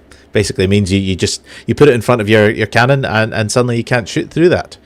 That's actually an interesting use. So that there is still something to get out of a Royal Pegasus character that they can do now that they couldn't before. Yeah, exactly. Somebody says they can't take the locket. You sure? Well, okay. Well, whichever. The point is, you can have a charm shield or whatever. You're not going to churn through all those wounds in one go, perhaps, if they have a save. So hopefully that's it. But anyway, a little bit of extra tech because the Bretonians need extra help, I'm sure. It says infantry and cav only. Yeah. Okay, that is a good point. Now, okay, that is because now it's monstrous creature you cannot take Syrian's Locket. Yeah, that is interesting. Okay, I think this creates things to think about for Bretonian players. So good luck to them. Okay, now we have some changes to pole arms. So pole arms are being changed to single-handed, strength as user, no AP, fight an extra rank, double-handed, strength +1, AP -1, requires 2 harm. You must choose which way you're using them, blah, blah, blah, blah. I think this is just in line with weapons profiles changes across a few bits and pieces. This isn't significant as far as I know, is it? I think the only real change mechanically is that you can choose every combat which weapon to use rather than I guess locked in the whole way through, which I think is a change they've made with some other things as well. It's a lot of words, and I don't think there's any other particular changes. Yeah. I'll be honest, I've not seen anyone use polearms. Most people just use hand weapon and shield. But I guess this gives you a bit more utility. That's not a bad thing. Fine, polearms are okay. Battle Pilgrims. Change the points to 6. Then change the unit size as 5 to 30 Battle Pilgrims and 0 to 1 Grail Reliquate. Okay, let me just have a little look and see what we're changing that from. I'm guessing this is just a... They were 8 points before. 8 points? Yeah, oh wow. 8 points. That is pricey. But the unit size was 5 to 30 anyway. It's 5 to 30, 0 to 1 Grail Reliquate. So okay. Did anyone take multiple Grail Reliquate in a Battle Pilgrims unit? Have you seen a Battle Pilgrims unit? No, but maybe you will when they've had a 25% points reduction. Yeah, that's not insignificant. That's not insignificant. Yeah. Almost all of their points changes have been really conservative. Yeah. This is not a conservative points change. It's not. It's not a terrible unit. He's got hatred, levies, peasantry, stubborn. Yeah, cool. It's fine. It's not something that I have seen people take. Maybe they'll start to take it now. Let's hope. A bit like the flagellant change, where if you want to take them, it feels a lot less bad than it did before compared to how efficient some of your alternatives were. Yeah. John, our resident, John Harper, who's in the chat, our resident Bretonian player, is saying he's building his now. John, you might be the first man to ever build Battle Pilgrims in Warhammer The Old World. Maybe not, but maybe you're a trendsetter. Who knows? Maybe there'll be everybody there. Okay, cool. So, incoming, massive Wood Elf buffs, right? This will make Wood Elves OP. Let's see what they've done to them. So, on page 128, Glade Guard, change the points to 10, right? Let me just follow through with me. Glade Guard were 11. They've been given a tiny reduction. Fine. Eternal Guard, change the points to 12 from 13. Again, 1 point. Are you serious? All right, okay. Dryad and Nymphs, change the movement characteristic to 6, which I think was previously 5. Let me just triple check. Dryad and Nymphs were movement 5. They're now movement 6. Oh, and add Armor Bane 1. Okay, that's not terrible. Okay. And then Glade Riders changed the points to 17. And the Glade Rider points were previously 18. Then changed the unit size to 4+. Okay. And Sisters of the Thorn changed the points to 22 from 24. Okay. Does this make Wood Elves OP suddenly? They are like marginally cheaper. I feel like it's very conservative. This is exactly the kind of small incremental changes that I think this is the approach you want when you're trying to balance the game, and then we just need more iterations. I don't think this is enough for Wood Elves to be competitive, similar in power level with the strongest armies. Yeah. Of course, with 2 dragons you can always compete on a game by game basis. Yep. But Wood Elves need more to get super strong. But for things that are currently, and this is mostly the core tax, it all gets slightly more efficient. That's good. Yeah. Keep doing it, Games Workshop. But maybe take some bigger swings. Yeah. armor bane instead of armor piercing on the dryads. Like, there's scope to make the changes less slow without coming close to breaking things. Yeah. This is all nice, right? Like, you get an extra model or two in your army. Maybe you get the points for a dispel scroll you didn't have before. Sure. There's upsides to it, and it's incremental changes. Yeah, you have to remember dryads are 2 attacks each. It's already like toughness 4 magical attacks, I think. Skirmishers, flammable magical attacks. Yeah, regen, tree spirit, and 1 point cheaper. It's not amazing, but it's better, and it makes them more appealing, I think. Yeah, if you need a unit that sits on objectives and shrugs off strength 3 shooting, dryads are great for that, and the rest of the Wood Elf army isn't. Yeah. So I think overall, Wood Elf changes better. It's better than no changes. It will help them. It might not go far enough, but it certainly helps them, I think, right? That's got to be a good thing. It's got to be a good thing. Sisters of the Thorn having the largest change there. From Wild Ride is also changed to 26 on the next page. Oh, yes, you're totally right. Wild Riders to 26. I sort of missed that little buff there. 26 from 27. So minor points change there. But yeah, I guess all of them, all good. I can see in 6 months' time or 12 months' time, whenever they do the next point update, all of this getting changed yet further. Like, there is scope to do that. But I guess if they... There's a lot of other armies and units where they could take this approach to as well. Yeah. Okay. Cool. Yeah. Fine. Let's keep doing this. This is good. Let's keep going. Mm-hmm. I'm sure the High Elves will have the same change, right? Oh, look, the High Elf page. We already had that in previous versions. Add Furious Charge to White Lions. Oh, yeah, but that was just nothing.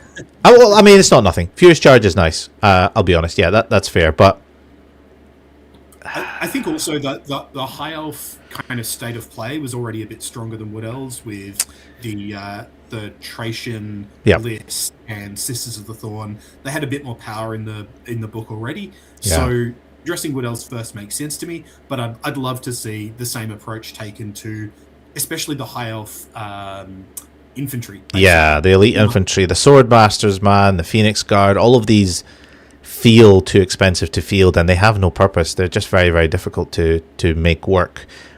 So this, I guess, is more of a case of GW acknowledging external balance rather than internal balance within army lists, army books, which is nice. I think this same approach can just be applied, hopefully will be applied much more extensively maybe in the next round of changes, because they did say in the article this is not meant to be a big shake-up. Yep. So maybe your Swordmasters will come down by 1 point in the next. Possibly. Yeah, possibly. Okay, so that covers off the elves. We're on to the dwarves. A little change here. Doomseeker. Delete character from the troop type, then add skirmisher to the list of special rules. Cool. Fine. Does this mean they don't get runes anymore?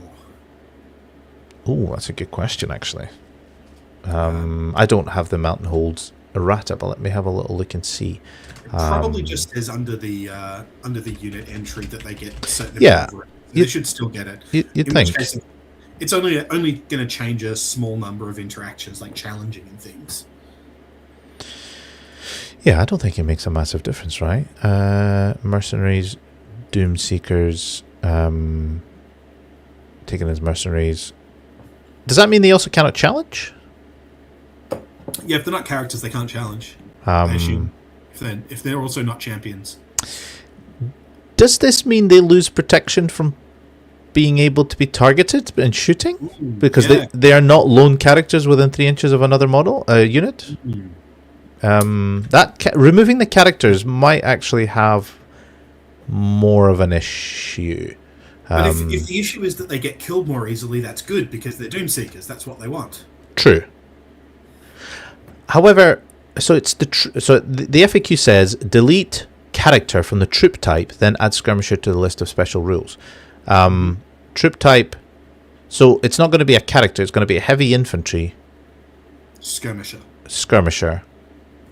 Okay, fine. So basically, they're moving away from the fact that it's a little character running around, and more it's like a lone unit, one-man unit type of thing. Fine, okay, whatever. Let's not dwell too much on the Dowie. They get plenty of coverage as it is. Next one, Arcane General Empire of Man Errata. Hans von Leuwenhoek changed the leadership characteristic to 10. So I think this is just in line with other Empire Generals being leadership 10. Yeah. No major changes, totally makes sense. Cool. Page 46 amends the von Trickshots Wondrous Arquebus. I hope I pronounced that roughly correct. Add magical attacks to the list of special rules. Yeah, again, this is it's just one of these things. Now, let me just double check something. Yeah, okay, so this... Here's a point, right? And I'll just stand on my soapbox for a quick second there. This is why I think High Elves are the unloved stepchild of Old World, right? So they have categorically made a point here to correct a special character's magical weapon to have magical attacks. That makes sense, right? Mm-hmm. What about Corhill? You look at bloody Corhill and his Chayal, yeah, which is quite clearly, I mean, it's a named magic weapon. He has magic item / ability Chayal. You click on it, it does not have magical bloody attacks. Mm-hmm. It's a magical weapon with no magical attacks. Yep. Come on, GW. And this is part of their rules writing approach shifted from like general principles to keywords. Yeah. And now they have to add magical attacks to every single thing individually. Exactly. Whereas if they just had a rule that said magical weapons have magical attacks. Exactly. No need. But here we are. GW have got it in for High Elves, but that's fine. They will come to dominate the second edition. I have faith in it. It's High Elves and Skaven as the box for second edition. Calling it now. If only we had seen that before. yeah, exactly. They'll just release the same models. Okay, cool, fine. Let's move on. I'll not bore people too much with my High Elf nonsense. Arcane Journal Kingdom of Britonia has an errata on page 42. It says Warhorses changed the base size from 25 times 50 to 30 times 60. All right, I'm guessing that's just something that was omitted. I don't think anyone really ran them in 20s. All cavalry now is pretty much 30s, right? Yeah, or it might be giving them the option to allow for a model that... Oh, no, you're totally right. Yeah, no, that is. Ooh, it's not a significant change. Let's not dwell too much on it. Fine. Yeah, and I guess in general, if we might need to pick up the pace a little bit. So yeah, you're totally right. Some people have probably finished their lunch already, but they're still tuned in. So let's crack on. So Wood Elves, more changes. Delete Fear from the list of special rules for Orion and his Spectral Hounds. Add the following to the end of the rule. In addition, whilst one or more Hounds of Orion remain, Orion himself cannot be targeted by enemy shooting. Mm-hmm. Why are they removing Fear from Orion? I assume he causes terror, so it's just redundant. Let's double check. Orion, the King in the Woods, he must cause terror. Yeah, you're right. Fear and terror, yeah, it's just redundant. Weird. And can't get shot a bit more. Cool. Good for Orion. Yeah. Fine. You can still be targeted by cannons, which is a bit of an issue for him, but, I guess bolt throwers can't target him, and bolt throwers are OP. Targeted by enemy shooting. I mean, if cannons targeted... this would protect him, but of course they don't. Of course they don't, as we know, because we've had a look through the main rulebook changes. Okay, possibly one to notch up for future changes. Cool, fine. Next page. Araloth, the Lord of Taliesin, changed the points to 150. I'm guessing that's just a downshift. I have never seen this one being fielded, so I have absolutely no idea how many points he is. If it's cheaper, good. If it's more expensive... Good Lord, what are you doing? No, I'm guessing it's a reduction because that's consistent with other things. So fine, cool, no worries. Mm-hmm. High Elf Realms, still no changes. Okay, fine. Renegade Crowns, Warhorses changed the entry from light cavalry to heavy cavalry. Cool. Change the toughness characteristic to 0. I don't know what it was before. Fine. And Feint and Dodge changed the entry to as follows. Once per game, when an enemy model directs its attacks against a model with a special rule, you may make that enemy model reroll a successful roll to hit. I'm guessing that's a special rule for something. The notorious bit where they printed a heading with no text after it because they refused to employ a copy editor. Special, you may make that enemy reroll successful. Its successful rolls to hit. Yes, so I don't think this is a change. I think it was like a blank text box in the book that they printed and sold. Wonderful. And this is telling you what's supposed to be in that text. Yeah. Jesus. John saying, High Elves being ignored as they're getting their own book soon. I wish. Honestly, John, I could create a whole other podcast about all the things that I wish High Elves had in this edition. I will not bore people more with it, but come on, stay strong, my Elven brothers. Right, fine. We have some FAQs, bits and pieces. Let's have a little look. The next page is page 5 of the Forces of Fantasy FAQ, bottom left. It says, if a unit of enemy infantry charges a unit with a Master Rune of Hesitation, can it make use of the Press of Battle rule to find 2 ranks? No. Although the rune prevents a charging enemy from using certain weapons or special rules, the unit has still charge and thus cannot make the Press of Battle use of Press of Battle. Cool. So it kind of counts as charges, but it doesn't. It loses the charge bonuses, right? It counts as charging. It just can't use weapons with, what is it? Yeah, certain weapons or special rules. Yeah. And this has always been, at least to my mind, pretty clear in the way that it was already worded. Yeah. So this is just saying, the unit has charged, but the things that it says you can't use are the only things that you can't use. Yeah, exactly. The next FAQ question is much the same. If a unit of enemy infantry charges a unit with a Master Rune of Hesitation, does it gain the initiative bonus for charging? And the answer is yes. The Master Rune of Hesitation only prevents the use of certain weapons and special rules. Why does it say enemy infantry?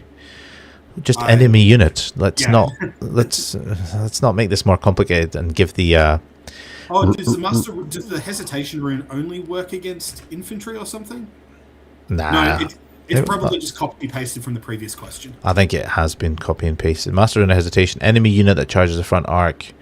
It's enemy unit, so they should have just left it as enemy unit, but it's fine. We'll not quibble anymore and hope that none of the raw doggers notice this and start to say that actually cavalry don't get it and whatever else. Fine.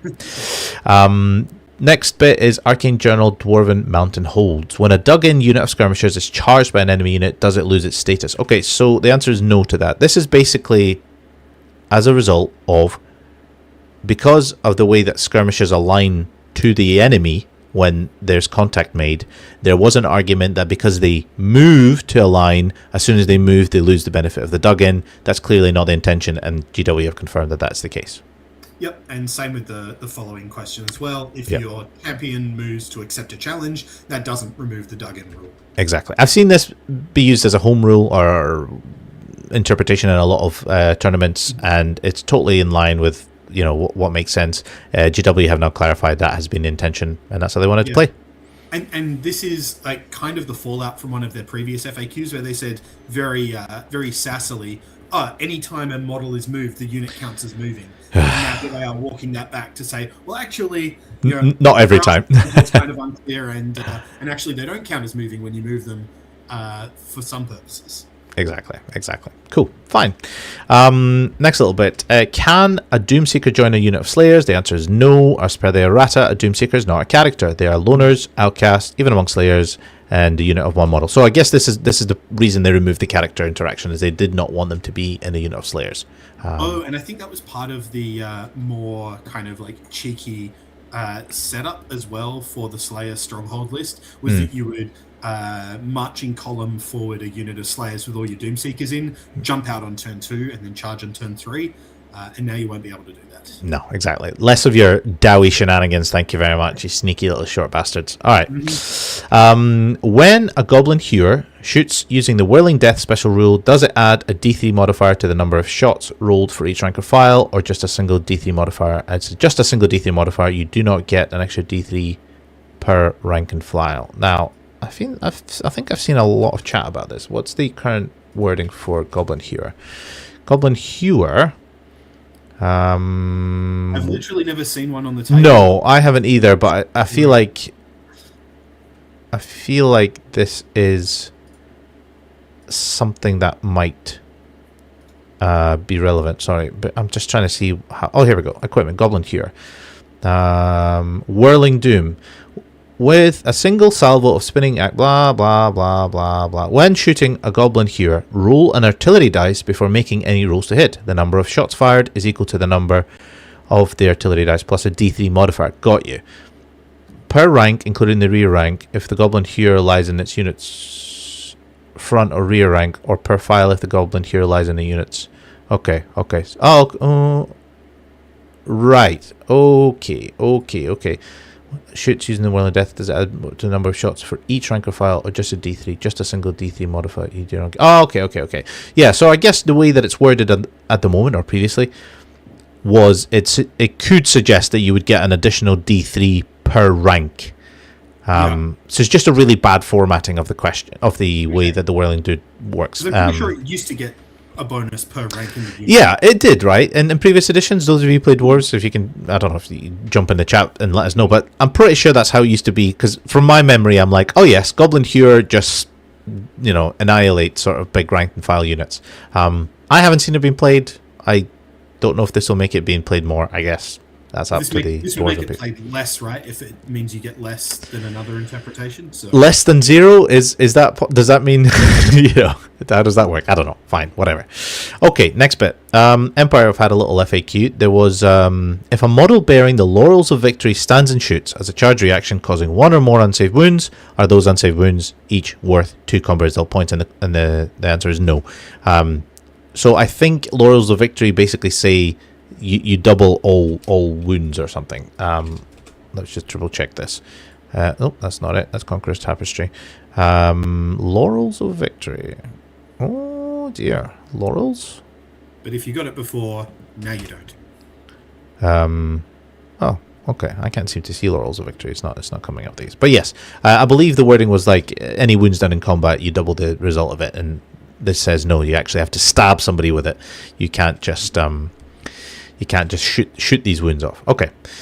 We have a little blue text on the bottom of page 6 of this FAQ. It says, when a unit in lance formation is engaged in combat, every model on the outside counts as being in base contact. How many enemies count as being in base contact with the lance? Every model within the first fighting rank that is within a number of inches equal to its movement characteristic. In the case of enemy regular heavy infantry, second rank is not in base contact. Another rank in the way. When a lance charges, it pierces deep into the enemy formations, pushing warriors back, causing enemy lines to close around it. Very hard to show this on the table, hence the abstraction. Note this can create an area of dead ground between a lance and a unit engaged combat with. If any enemy units are caught with this, refer to the rules accidental contact. Cool. This is just a really convoluted way to explain how a lance works. It's not just really convoluted, if I understand this correctly. It also says that models within their movement characteristic of the lance and are within the first fighting rank count as within, not just get to supporting attack, but count as in base contact. So if you've got 2 attacks on your front rank, or your character is off to one side and not actually in base-to-base contact with the lance, as long as they're within their movement value, they'll get to do their full set of attacks into it. Yeah. Because they count as being not only able to fight, but count as in base to base. Yeah, exactly. Fine. I have no real massive comments about this. I think this is them just trying to tighten up how lance formation, which is the most awkward bloody thing in Bretonnians, to actually works in practice. Which is why the entire army is just Pegasi and skirmishers, so they never actually have to worry about it. Yeah. Okay. Let's have a little look. So, next bit is, can a unit with the finest warhorses special rule reroll the dice when using Swift Stride? No, finest warhorses allow a unit to reroll its charge roll, but the d6 rolled when using Swift Stride is not part of the charge roll. It is rolled to give a modifier to the result of the charge roll. Yeah, fine.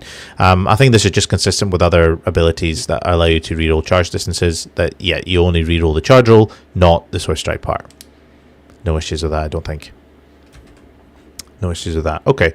Wood Elf change again, or FAQ. A Wood Elf noble that belongs to a Wild Rider kindred may only wear light armor, but can they also wear a magical helmet? Yes, a helmet can be worn in addition to light armor. Cool. Yeah, I think this is a limitation within the Arcane Journal where it says they can only wear light armor, or something like that. So, fine. No worries. And last little bit is for the Cetrus Fury. It says, in a doubles event, as described in the match play guide, which armies, if any, can a Renegade Crown ally with? If the primary force is Renegade Crowns, Empire of Man, or Kingdom Bretonnian, Renegade Crowns can be fielded as trusted allies. Okay, cool. So this just clarifying the allies bit. It does feel like the Cetrus Fury was maybe rushed, and there was a few bits missed out on it. So I guess they're all just tightening it up. So yeah, no worries. That brings us to the end of the Forces of Fantasy FAQ. Overall thoughts?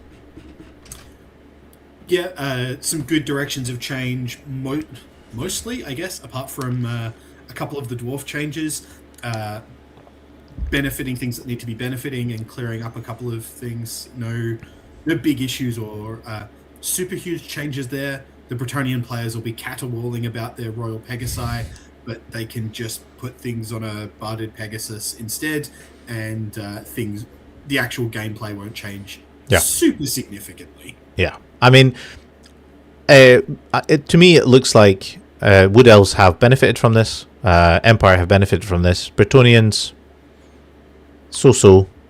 Fractionally not. Fractionally. And Dwarves feel like they've taken a bit of a hit. Yeah. I think that's correct, basically. Not a big hit. It's not really affecting the things that most people were taking advantage of. Yeah, true.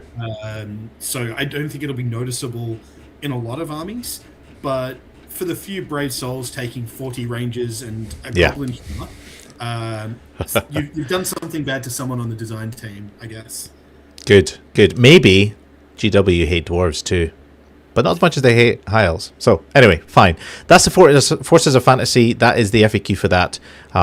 We're now moving on to the Ravening Hordes, the bad guys, as it were. So, Ravening Hordes FAQ. We'll try and pick up the pace with this because I appreciate not everybody wants to listen to a 3-hour podcast about this. So, maybe they do. I don't know. Some people would just be sitting there painting away, I'm sure, furiously. So, let's crack on. Ravening Hordes. First bit that we have is Impetuosity. Quell Impetuosity is now. Change the rule to as follows. Whilst within 6 inches of a unit with this special rule, a friendly impetuous unit may reroll a failed leadership test when testing to determine if it must declare a charge as normal. Now, Chris, you are a former Orcs and Goblins player. What does that mean?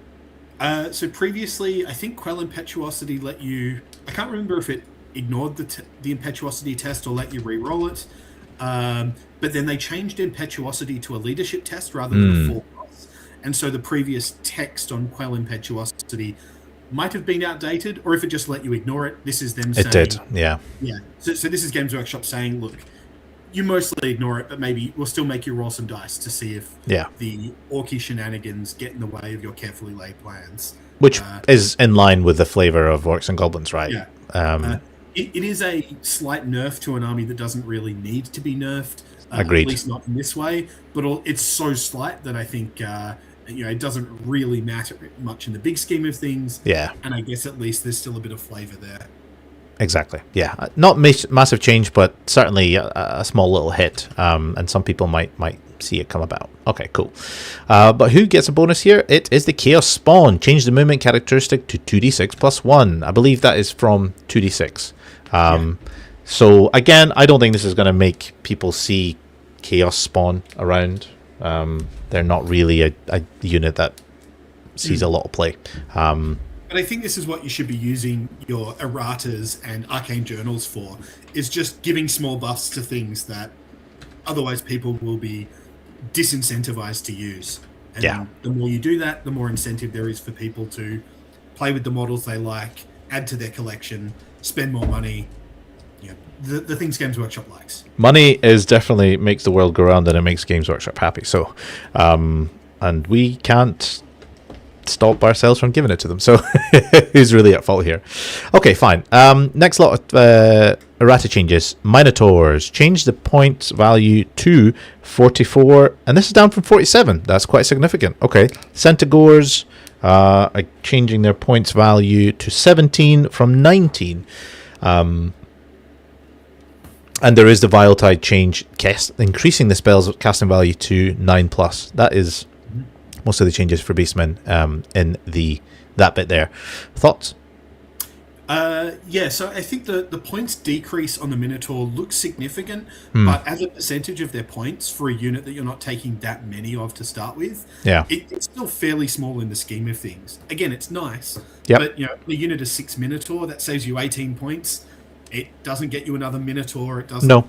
Yeah, it doesn't get you a lot, but these things add up. So, if you've got more Minotaurs, or if your Centaurs get cheaper, maybe you get an extra model into the Centaur unit. Maybe there's points for an enchanted shield that there wasn't before.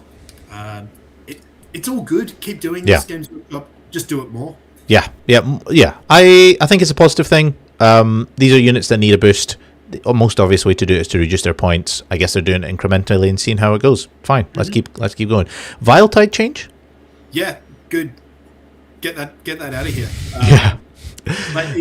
And this is where it's like the accumulation of several different things. Yeah. The Hag Tree Fetish, the Primal War Herd Arcane Journal thing. I can't remember. The Wild Herd, the Herdstone casting bonuses, the Jagged Dagger. You put it all together with how powerful Vile Tide is. Yeah. And yeah, like Vile Tide was the Beastman list, and it probably still is. I think so. Just trying to maximize how you can Vile Tide people as much as possible.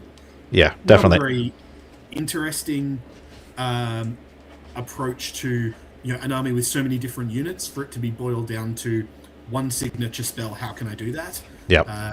So making that worse is good, but probably needs to go hand in hand with making some more other things better. They started that with the Centaurs and the Minotaurs. Yeah. But I think it's like keep making Vile Tide less optimal, but also you need to make other things more better than they have so far to kind of counterbalance that.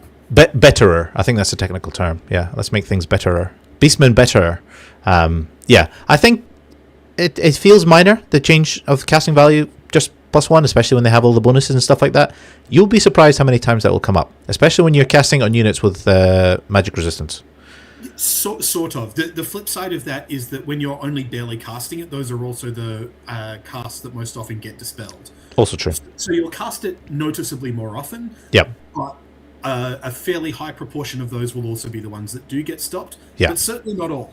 Yeah, and so that's true. It is still making Vile Tide worse in a good way. And I think that's what the people demand, is make Vile Tide less good. Less good? Yeah. Worse, I guess. Okay, fine, cool. All right, let's move on. Page 141, Skeleton Chariots, change the points to 41, down from 43, then change the armor value to 4, had previously been 5. That's not nothing. I already like Tomb King Chariots. Yeah. Probably not in a perfectly optimized, streamlined list. Yeah. In a game where capturing objectives with core units with unit strength 10 is really important. A unit of 4 chariots it's 170 odd points. Yeah. It's beating all of the other chaff that people use to claim objectives. It can plow into a unit of light infantry and pretty nicely with all those impact hits and attacks. I think they're pretty good for objective play, and this just makes them better. And if people are doing this, they're not putting 160 Royal Host skeletons in a blob. So that is good if it makes people take them. Yes. Now, interesting point, and they don't seem to have carried this over, is this does not change the mount options. So the Skeleton Chariot taken as a mount is still a 5-up armor save. Which is weird. I mean, okay, most common build that we see is they have Meteoric Iron on them anyway, so that doesn't matter. But a bit odd that they haven't carried that over. I think that's going to be a future FAQ change, to be honest, because that just feels like an omission. What is significant is this next bit. Armor of Ages. Add the following to the start of the rule. Models whose troop type is infantry, cavalry, or chariot. Yes! No more reroll to wound on a Tomb King dragon, a Tomb King on a dragon. That's phenomenal. I'm really happy to see that change. It's a long time coming. It was ridiculous to have a toughness 6 model that you have to reroll to wound, especially when you're facing it with anything other than the most amazing weapons in the game. I agree entirely.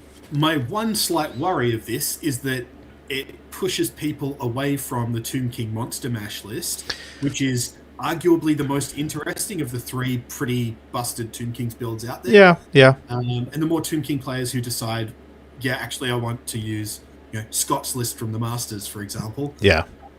The more that happens, the worse for us all, I suppose. But hopefully they'll just use some less degenerate items on their dragons instead, and we'll still keep playing some funky Dragon Hammer like it's 2025. Exactly. Let's hope they do. It's something that has been a long time coming, and See what other items are in the book. I'm sure there'll be others you'll enjoy. Okay, moving on. We have a change from the Arcane Journal for Warriors of Chaos that I'm sure all Warriors of Chaos will love. Yes, it is yet another base size change. Marauder Tribe Chieftain has gone up to base size 30 by 30, and Marauder Tribe Berserkers have gone up to 30 by 30. I think it's not a surprise. It's fair to say a lot of people were like, what's going on here? Why aren't these increased? But it's yet a further annoyance to anybody who has run these. Given that I don't think they're a particularly world-beating unit, I would have just given people the option. Like, we're selling models on 30 mils now. Just make it either or, like a bunch of other things in various rulebooks are, including in this FAQ. It didn't have to be a demand to change base sizes, but it's there. That's what the models are on officially, so fair enough. Yeah, no fair. big issues. No big issues. Okay, small points change to the Tomb King's Arcane Journal, and it's reducing the Tomb Guard Chariots to 49 points. I don't know what they were before. I'm guessing they were slightly bigger. From listening to the Galway After Dark version of what we're doing now, which had a much bigger focus on dwarfs, of course. Oddly. That it wouldn't shock me if this is actually a points increase. Oh, really? To recall them saying. And I don't remember them having a 50-point price tag before. I might be wrong. Okay, fair enough. Well, Tomb Guard Chariots have changed up or down. I don't know. If anybody in the chat knows whether these have increased up or down, you can let us know. But fine. I don't really have a huge amount of thought that I want to dedicate to that. Okay. FAQs for Ravening Hordes. Let's have a look. Orc and Goblin Tribes, there's an FAQ. What happens to a fanatic that ends its movement within the command range of one or more models with a hostile terrain rule? The fanatic must make a dangerous terrain test. Rather than creating an area of dangerous terrain, the hostile terrain represents a model laying traps, creating hazards, causing enemy models to make dangerous terrain tests should they end their movement within that area. Okay, interesting. So previously, the reason is if a fanatic enters an area of dangerous terrain, it dies, right? But this isn't an area of dangerous terrain. This is an area that makes you take dangerous terrain tests. Okay, fine. Yeah, this is like fair enough. That's how they want to rule it, but it does seem to be counterintuitive compared to how other similar effects are treated. Is this another stealth nerf to high elves? Let me just have a quick look. The Tempest spell, whilst in play, the template does not move, treated as dangerous terrain. Whilst within 6 inches of the template, enemy units treat open ground as difficult terrain, and difficult terrain as dangerous. Okay, fine. Okay, so they're not nerfing high elves yet further. I had a little moment there, little high elf flurry. Fine. Okay. Just a little wording question. I wish they were a little bit more consistent with it, but that's fine. I guess that's the decision they went with. Arcane Journal for Orcs and Goblins. Question about Ogdruz, Swamp Digger. He's got the lore familiar, knows spells from both lore of elementalism and lore of troll magic. Can he choose his spells from both lores or from just one? He can choose from both. I think that was always the interpretation, or am I wrong? I'm not sure how people were interpreting it, but nice for the Troll Horde to get a buff. Yeah. Obviously, some big Troll Horde fans in Scotland. So big. Yeah, that's troll country here. Not to be confused with Toll Country, which is further south beyond the border. That nobody goes there. Don't go there. You'll barely survive. You'll get impregnated. And another little question about trolls. Troll Hag, if she purchases a magic weapon, are any of its special rules conferred onto the motherly love attacks? No. If she attacks normally, she can use her magic weapon. If she makes a motherly love attack, she does it with her magic weapon. Again, this is sort of a doppelganger type clarification, isn't it? Where you go, like, at what stage do you start using bonuses and bits and pieces? Do you strike first with a motherly love attack and bits and pieces? Yeah. Basically, it doesn't affect your other attacks. Cool. Nice to see it done. Okay, Beastmen have got a few questions. If a Beastman Brayherd army includes an allied contingent of Beastmen, can the army include 2 Herdstones? Oh, Jesus. One in the main force, one in the allied contingent. No. You can only include 0 to 1 Herdstone per army, and whilst an allied contingent may be in effect a small army within a larger army, in this regard you are ultimately playing but one army. However, if 2 players partnered for a doubles game, as defined in the match play guide, they can each take a Herdstone. Okay, fine. I have seen people talk about this. I've never seen it done. I've never seen anyone be brave enough to take double Herdstone. And if you also have baggage trains, as I think Callum was pointing out, then Yeah. you can have 4 pieces of impassable terrain to deploy at your discretion. Lovely. Enjoy your non-interactive Vile Tide spam list. Just as well that's been slightly reduced, but not possibly enough. All right, next question. How does the Dark Coven special rule from the Wild Heart Army of Infamy interact with the Plague Chalice? In cases such as this, both outcomes can apply. If a natural double is rolled, the spell is cast as Perfect Invocation, and the caster suffers a hit from the Plague Chalice. However, the caster and any other members of their coven will also suffer the effects on the miscast table as per the Dark Coven special rule. I'm going to have a look at this Plague Chalice. It's not an item that I've seen before. Plague Chalice is the bearer of the Plague Chalice rolls any natural double when making a casting roll. The spell is cast as Perfect Invocation, regardless of its casting value. However, each time the bearer casts a Perfect Invocation, they suffer Strength 4 hit with no armor save. Okay, so this is essentially asking both outcomes will apply if the natural double is rolled. The spell is cast Perfect Invocation, suffers a hit from the Plague Chalice. However, the caster and any members will suffer the effect of the roll in the miscast table. Okay, fine. I don't really think this is massively significant. This to me feels meh. Just a clarification on an item that we don't see an awful lot of. Maybe we'll see it more. Okay, does the Demon Heart increase the user's dispel range? I didn't think the Demon Heart had anything to do with the dispel range. No, but it makes you count as the opponent's wizard level for dispelling, and so then the idea being, some wizard levels give you an extra range on the dispel. I guess. And it's just, if you don't, you're just getting the bonus to your dice rolls for dispelling. Okay, fine. That seems like a nice little clarification. That should be good. Okay, fine. Let's have a look. Tomb Kings, is it possible to resurrect models in a unit of skirmishers? Yes. Simply place the resurrected models in coherency with the 1 inches of the rest of the unit. This is a very niche question that I've seen come up a couple of times, and it's all to do with the fact that the wording on resurrection is a little bit rigid. It would make sense that you can resurrect skirmish models. Of course you can resurrect skirmish models, but the way that it worked mechanically was a little bit tricksy. This is just clarifying that, yeah, you could totally do it. Not a problem. Yeah, and it does have some potential for, not abuse necessarily, but tricksiness. You can start snaking out the resurrected models in weird directions from where they started because they don't have an obvious... you're not just putting them on the back rank. Yeah. So if you resurrect 4 skeleton horse archers, they can project out 4 models plus a few inches in a particular direction. They might get in the way where they weren't before, or be able to reach something that they wouldn't have otherwise been able to reach if they're trying to move on to an objective, for example. So it's not irrelevant because you can use it to your advantage, but also, clearly you can resurrect into, or you should be able to resurrect into a unit of skirmishers. But it is open for sneakiness or clever play. Exactly. We have a little sort of errata snuck into these FAQ bits, and it just says this page updates the profile for Chaos Marauders found in the Ravaging Hordes, and it's essentially what has come out in the new Arcane Journal, which is totally fine. Changing the base size, adding the abilities like Chaotic Cults, and things to do with their removing the ability to take marks is quite relevant for things like a siege casting bunker. And they get some extra, they can have ambusher and things, which I think wasn't the case before unless they were in a particular Army of Infamy, and now you're right. Part of the general thing.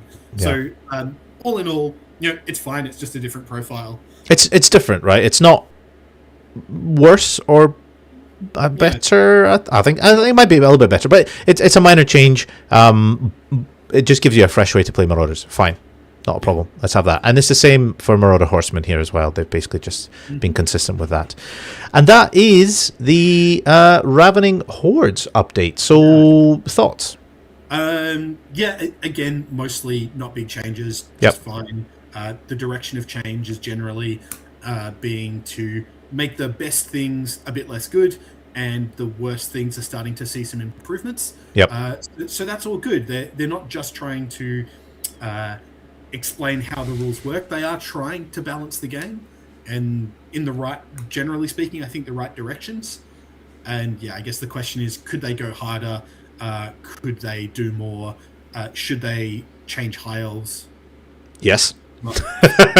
That is the only answer to that question, and they should improve them. Should just make them. Yes. See, I was about to say Star Dragons really should go back to strength 6, but Jesus, I would sacrifice that if I could use Swordmasters in any sort of functional way. Okay, fine, fair enough. Yeah. In 3rd edition, it'll be fine. Okay, no worries. It's pretty consistent so far between the Ravening Hordes and the Forces of Fantasy. And that's all the FAQ changes, right? Not quite. Not quite. We have one more, and we've kept the most contentious one to last. Nothing to do with us trying to string you along. The episode is starting to become quite mammoth, so I'll just give me a minute and I'll be back. Yeah, that's fine. Well, that's fine. Actually, I'll chat to our crew here. So I've seen a few questions come in. We have got the Cathay review FAQ changes now, so we'll do that next, and then at the end we will answer some of the questions that you guys have raised. And I've seen a few questions that have popped up in the chat, so please feel free to fire in any other questions you want us to answer, which we will cover in the bit after the Cathay FAQ changes. Again, if you haven't already, if you're just tuning in, please smash that like button, give us a subscribe, chuck us a comment. It's always really appreciated. If you want to become a channel member or patron, that's a super bonus. It's not expected, but any money that you give us goes directly back into making this more of a production, a little bit more professional, hopefully, and keeps us churning out more episodes for you guys there as well. There's a question here from Callum. That Plague Chalice question is referring to an old version of the Dark Coven for the Wild Herd. Why are they playing it like that? Yeah, fair enough. Again, I've never seen it come up. I have played against Beastmen a fair bit, but I've not seen that question come up, so I'm not really sure that is really all that relevant. I don't think that's really gonna make or break anything too much. What I do like so far that we've seen in this is they're really tightening up some of the loose ends, some of the loose wording. Is it enough? I guess find out at the end as we state our opinions to have a look and see. But I think there's other things they could have done. Chris is back in the room. We good to go? Yep, we have just one more little old Arcane Journal FAQ to cover. Exactly, and it's almost not a biggie. I don't think anybody will miss it, but it is the Grand Cathay changes, the first FAQ for Cathay. Interesting point here. It says version 1.5.1, which is the previous FAQ number, which makes me wonder if this is a delayed FAQ on the Cathay. It was kind of strange because when they initially came out, it was very close to. There was a window where they could have added some Cathay stuff into the previous FAQ. Yeah. And they chose not to, which was a decision. It was a decision. And is this a decision to maybe carry on Cathay sales for another 6 months over Christmas? So I don't think so, in the sense that they could have very easily just made a few of the changes that they've made here. True. And things would have still been fine for Cathay. What we have now is a massive change, but again, if they'd made a few of the changes earlier, it wouldn't have been such a big shift. No, exactly. But this is where we're at now, and we have lots of changes to go through for Cathay. Exactly.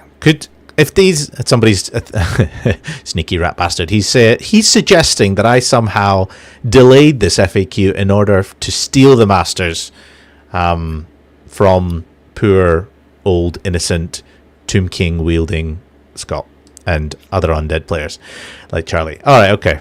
Anyway, let's have a look through the changes. So, first of all, we have some errata. Cathay Warhorse loses first charge from the list of special rules. Fine. The Cathay Lancers don't have first charge. It was weird that the characters did. I guess they've removed it completely from it, and the only way for them... At least it gave the Gate Master a role to play. And if you wanted him to charge in... I minor change. Nobody cares. Let's move on to the one that's more significant. Sky Lantern. Change the toughness to 4. The commander, delete champion from the commander's profile. The special rule, delete unbreakable and add flammable. And disengage, change the rule to as follows. Should this model lose a round of combat and give ground, it may choose to fall back in good order instead. Enemy units can follow up if this model has given ground, as if this model had given ground, moving 2 inches directly towards it but cannot pursue it. In addition, should it win a round of combat and choose to restrain and reform, this model may choose to fall back in good order rather than remaining where it is. Balloon changes. Thoughts? There's also one more balloon change which is worth discussing. The one below it. Yeah, let's do that. Dragon fire bombs have the strength changed to 3. Yes. So if we put all of this together, by my reckoning, this might be an all-time record for Games Workshop to do a 7 nerf change to balloons 1, 2, 3, 4, all at once. 6. I'm counting 6. Unbreakable and flammable. I would got you.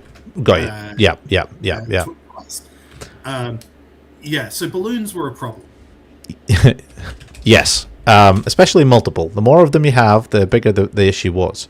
Now, my little small tiny bugbear is I get thematically flammable.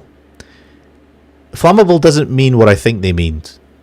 No, it basically means that if you have the Jade Blade of the Jade Fleet regeneration, you can't use it if attacked by a flaming thing. The Dry as Dust rule would actually be more appropriate. Dry as Dust is exactly what it should have had. And for those of you that don't know, it's a Tomb King special rule, which means if you suffer a wound from flaming on a 4+, you suffer a further wound. That would thematically make more sense. I think that's really what they wanted, but that's not how their rules work. So maybe they'll change it in future FAQs, but flammable doesn't mean what you think it means. Okay, so toughness 4, that's significant, because now you can wound it with a lot more stuff, right? That's really quite significant. Now, I think this is mostly a thing that will affect shooting, and shooting of certain types, right? It's the strength 3, strength 4 shooting from armies like Nuln or from dwarves. All of those kinds of shots are going to register a lot more.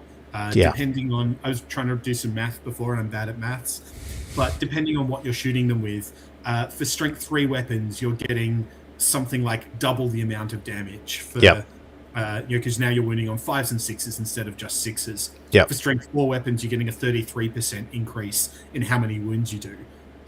So for those kind of weapon types, that's a huge amount of extra wounds you put on the balloon. Of course, they've got potentially a bunch of saves that reduce the number, but that's very significant. The flip side of that is that for your combat damage, balloons are still hard to catch. So I think this is mostly going to come up in those kind of ranged shooting matchups. You can shoot down a balloon over a few turns a lot more easily than you could before. Very much so.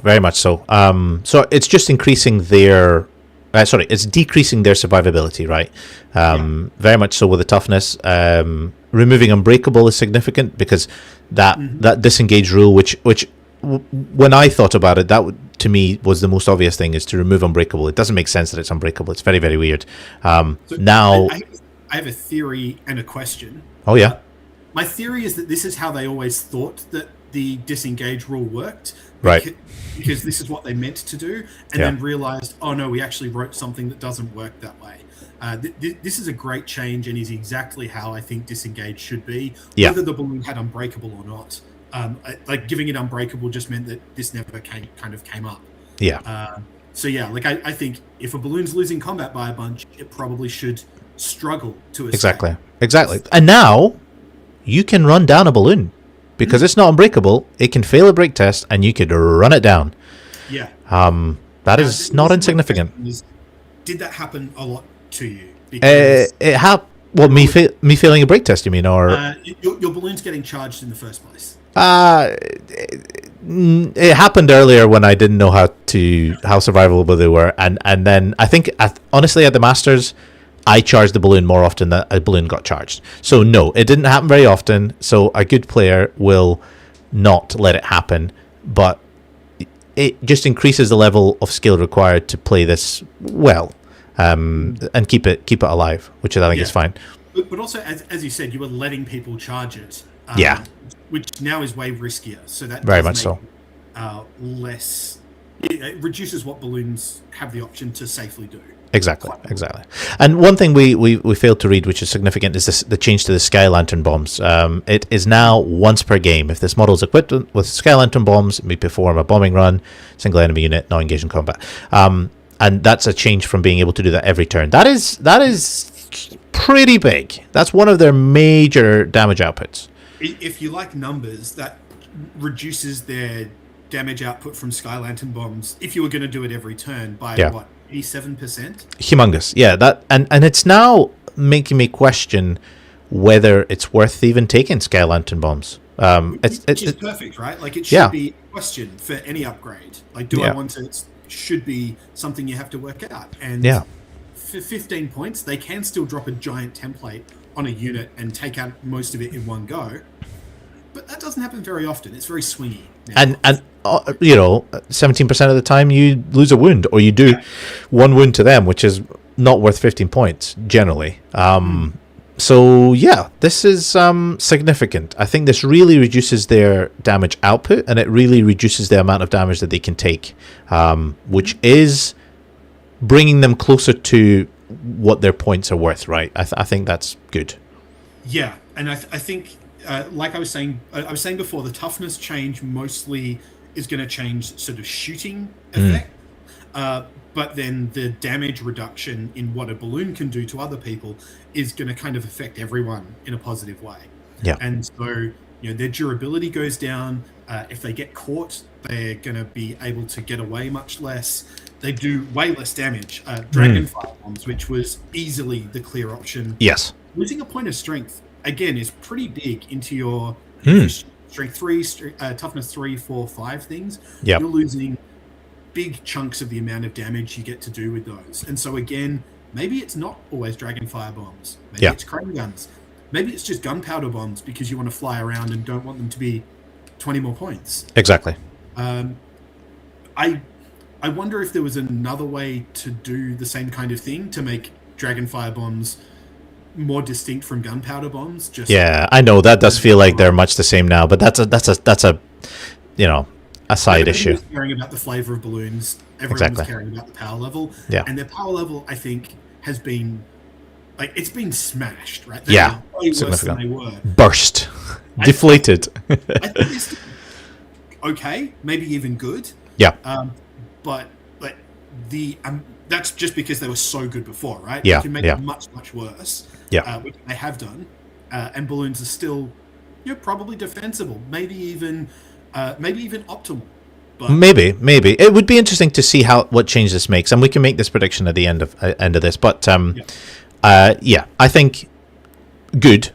Balloon changes were incoming. They were necessary. They've taken a lot of hits, and whether that's enough, whether that's too much, it'll be interesting to see. But personally, I would have loved to have seen them leave a tiny bit more of the power in the in the damage output. Yeah. And to have taken away a bit of the movement power, because they are still going to they're meant to be a big floating balloon, and yet they're the most agile thing in the game. It's not a Pegasus Knight. So I would have liked them to have taken away a little bit of the movement power, and maybe left them with a little bit more somewhere else.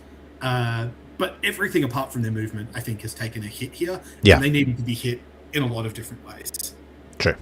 All right, let's not dwell too much on them. There's other bits and pieces we need to cover. There's still plenty of things that we need to do. So the next bit is Ogre Loader. Ogre Loader, delete character from this troop type, and the mercenary crew change the first 2 sentences to as follows. An Ogre Loader is an additional crew member that can be taken as an upgrade to accompany a Cathay war machine. During deployment, position Ogre Loader with its war machine as you would any other crew member. So this is essentially doing exactly what the Masters did, preempted it in a way, which was it's just an upgrade that gives you extra abilities. Other than that, it has no other purpose, right? You can treat it exactly like the rest of the crew. The model is decoration. Maybe there's still a bit of an unclear question as to how its wounds profile gets incorporated into the rest, but maybe not. Maybe it is just super straightforward now. Yeah. Let's not dwell too much on it. I think it's hit the right moments there. So yeah. Yeah, and you can't challenge out a dragon anymore. Yeah, I know, that's weird. But okay, fine. we're happy to do that. That was always weird that you could do that before anyway, but never mind. Okay, a few other errata changes. Standard of Wage In changed the points value to 60 now. I can tell you what this does, because I had to look it up. Okay.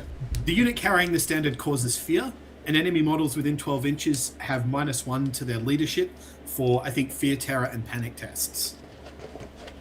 Have you ever used this item?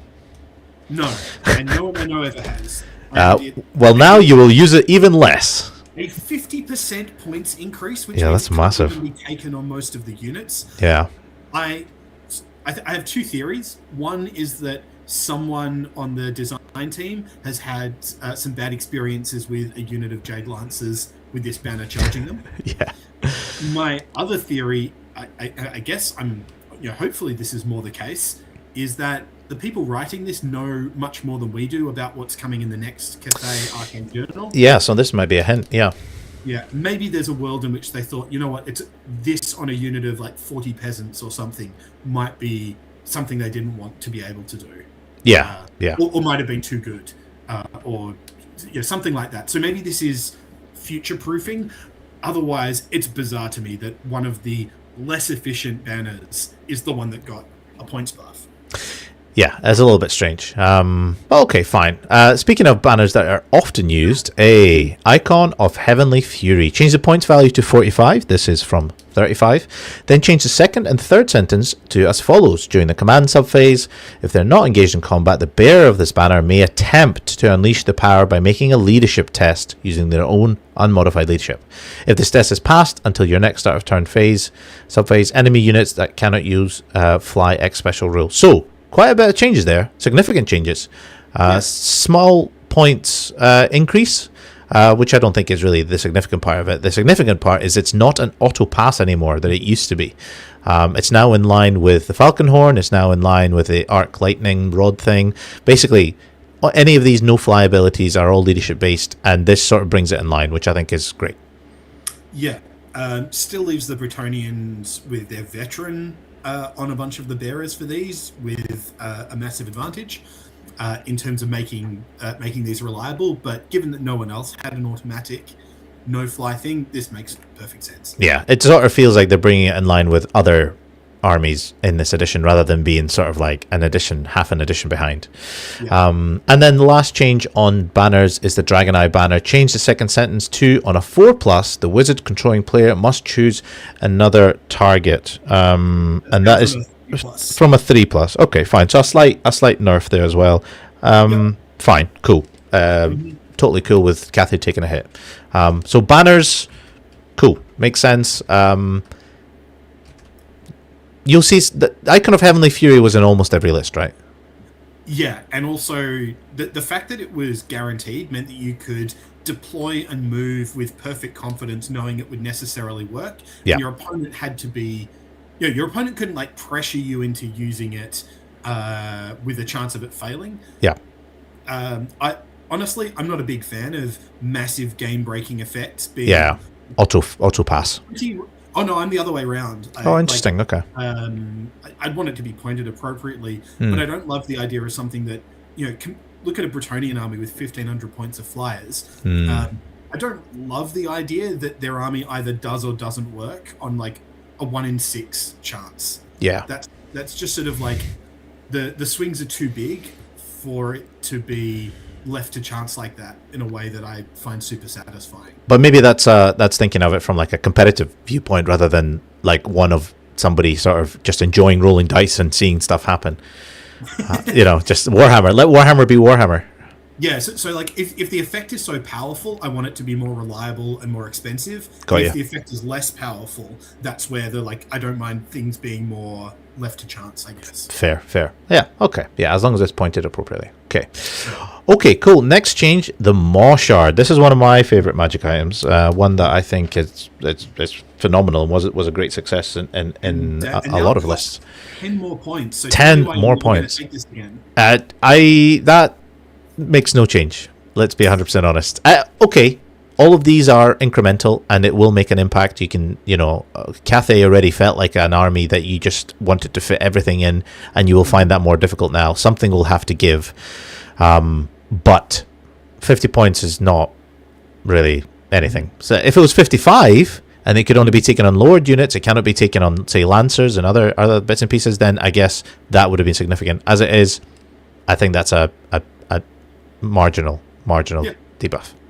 Yep. It's the sort of thing where, you put enough of these things together and then you start to actually have to make some tougher decisions. Yep. But just by itself, it's one Jade Warrior. Exactly. Next change is probably a bit more significant. Alchemist Mask changed the rule to as follows. The wearer of the Alchemist Mask can cast Plague of Rust spell from the lore of Elementalism as a bound spell with a power level of 1. This is down from power level 3. This is very significant. It doesn't change the cost of it, which is nice.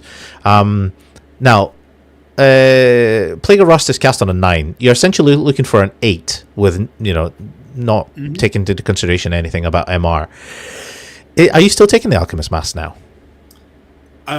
Probably not, or at least not as a massively powerful part of your army's kit.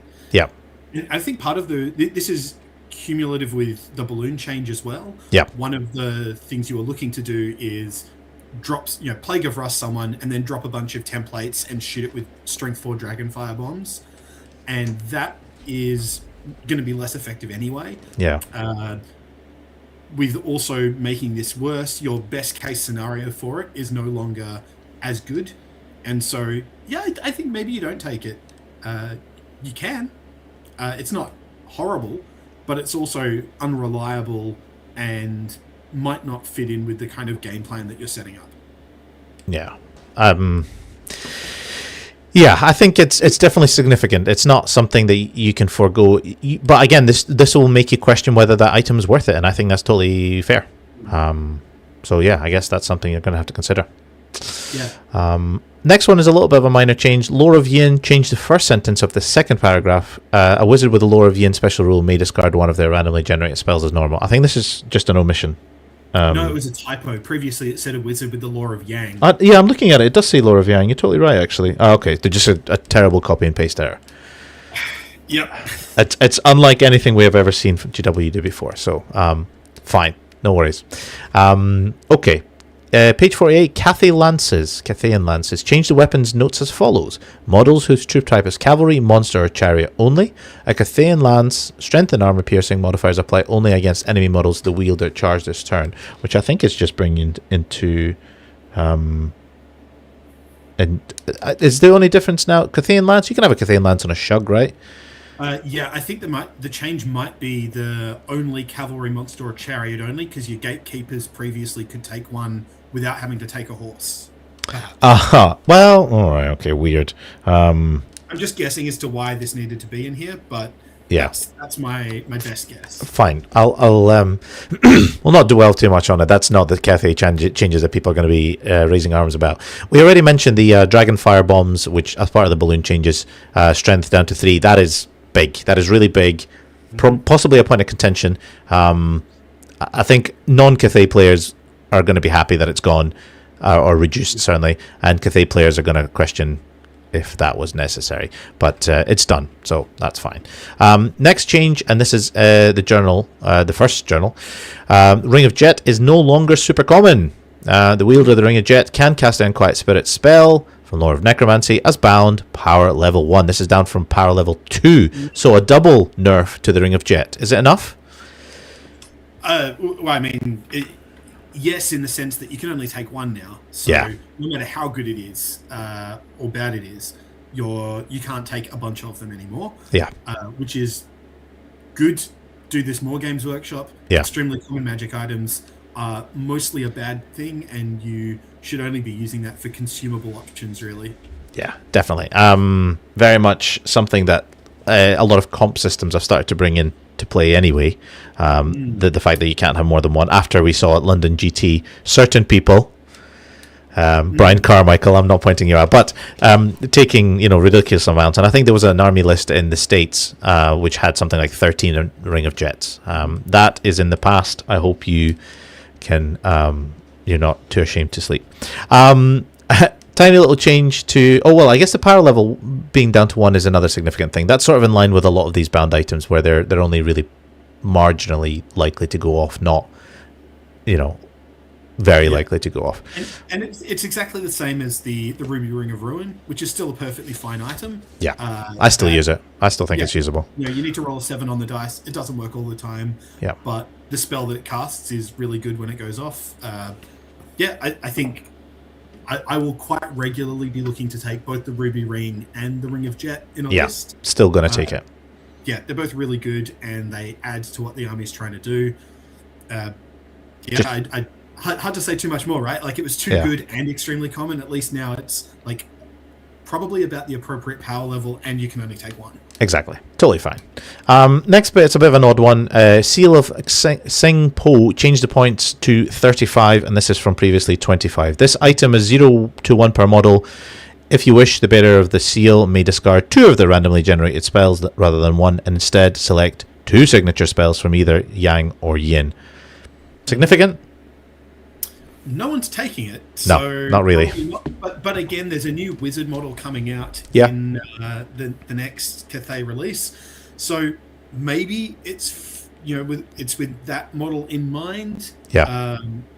But outside of that, make Cathay worse, sure, but this is not one of the axes along which Cathay were a problem. Yeah, I think so. Okay, fine. So far, that's the FAQ bits. Let's read the questions, because there are only 3. First one is, Heavenly Beacon allows you to modify the roll +1 or -1 when rolling to determine if ambushes arrive. Is this cumulative? In other words, if you have 2 Sky Lanterns, does it modify it +2 or -2? No, it's not cumulative. You may apply +1 or -1 modifier if you have 1 or more Sky Lanterns. That's not how people have been playing it. But I guess that's how they wanted it. That's how we wanted to. That's how they wanted it to play. So fine, no worries. Are the effects of the Grand Cannon's thunderous impact rules cumulative? In other words, if you shoot with 2, is it cumulative? And the answer is no. Again, this is not raw, but this is intentional. And again, in practice, it doesn't really make a massive difference, because this is how people have been playing it in a lot of events. But I'm glad that they've done this, because it was a negative play experience, I think. Yeah, I've literally never been to an event where it was allowed to stack, and it's still an incredibly powerful rule, and the main just about the main reason that I think every Cathay has to have a cannon. It's incredible, and it shouldn't stack, and now it doesn't, for sure. No, it doesn't, definitely. Last question. Mastery of the Elemental Winds can only be used once per turn, but is this once per wizard or once per army? Once per army. Now, is this the addition bonus that you can have to cast? Yes. It was unclearly worded as to whether every wizard got to do it once per turn, or one wizard in your army got to do it once per turn. And now it's once per army, which is the way I always played it. But interesting. A wizard within your army that has special rule within 6 or more friendly users. Okay. Yeah, okay. So this is interesting. This is significant, actually, I think. Now, playing it the other way before? Oh, yeah, I was playing it the other way, where once per turn. Each wizard. I mean, to be fair, realistically, you were probably only using it once per turn anyway, because I only had 2 or 3 shugs, and they were sort of all over the shop. I didn't quite support them quite as well as you did. So I think it didn't really make a massive difference there. But I have certainly seen people generally use it, that you can get the bonus per wizard, but that is no longer the case. I had no idea that people were playing it that way. Well, I've just been doing it once the whole way through. You were right the whole time, Chris. You were just ahead of the curve. I mean, for me, it was like, it's the principle of least advantage. Like, yeah, fair. You can very reasonably read it either way, and I was like, well, I'm the Cathay player. I'm going to assume that it is just one per army. Yeah. And it's been clarified. Good. At least now there's no question. And again, this is not the kind of thing that Cathay needs more help with. So yeah, definitely. And that brings us to the end of the Grand Cathay FAQ, the first one. So just thoughts about the Grand Cathay part itself. I'm on board with most of it, apart from nerfing a couple of items no one took anyway. Yeah. That just seems petty. Like, do make the cannon 10 points cheaper or something, more expensive instead, right? Like, make the things that are busted less busted. There's maybe some scope as well to have actually given a couple of little buffs in there too, like Jade Lancers not having Lancers. Mm-hmm. still gives me the irrits, but balloons getting gutted needed to happen. Yeah. And despite that, they're still probably okay. Yeah, I think so. This doesn't make me think that they're completely in the bin. They're possibly just not as oppressive as they were before. Yeah, I think if you were playing with, like, especially multiple balloons before as your main source of damage, and you just take the same list, I suspect that will the loss of damage output from the balloons might be a really big deal. But for armies that have, some cannons, some shugs, maybe a Miao Yin, the kind of armies that we were taking anyway when balloons got capped. Yeah. The balloon will be much less good, but it still does a job, and you've got lots of other damage sources still available to you. Exactly. So, how do you get out now that Dragonfire bombs are worse, Sky Lantern bomb is worse? Are you going to try crane guns? Are you going to just play bad Dragonfire bombs? I think what this does personally for me, as somebody who quite likes to run Cathay, is I think it's going to make me go back to the drawing board and test them out in different various flavors and go, okay, well, as maybe this doesn't work anymore. How about a long range shooting threat? How about a magic missile platform? How about chucking the Sword of Sorrows and they can just throw swords around? Like, what are the options? What does it now do? It doesn't. It's not the unkillable, really annoying piece that just floats around and annoys the enemy and drops massive bombs on you anymore. It's definitely taken a hit. I think it was needed. It's going to make things like comping Cathay really interesting now. There's a question as to how much, what is needed. Is it needed at all? Does this reduce comp? I guess there's one variation on that question is, like, can we play no comp Warhammer again? Yes. Do we need to keep moaning about different events having different composition restrictions and things?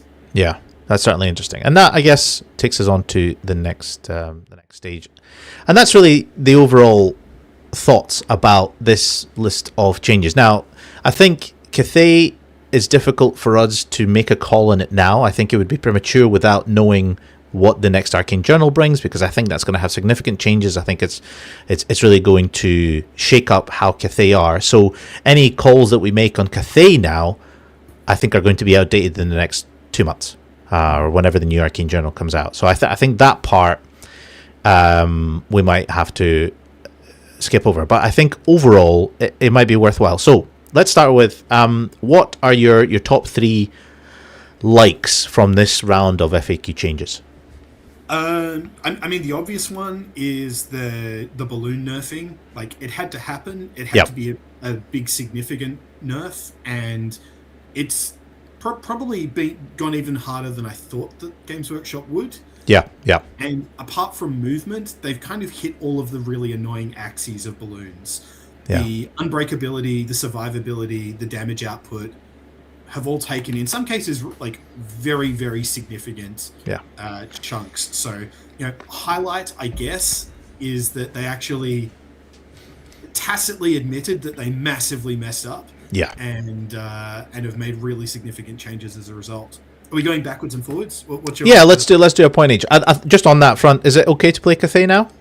Can I come out the Cathay closet and be like, it's okay, folks? Neither of us have been hiding the fact that we're of using Cathay without regard for our opponents' enjoyment of life. Yeah, that's probably fair. Okay. Actually, no, hang on. I haven't used balloons since September, so I've got a bit of a moral high ground.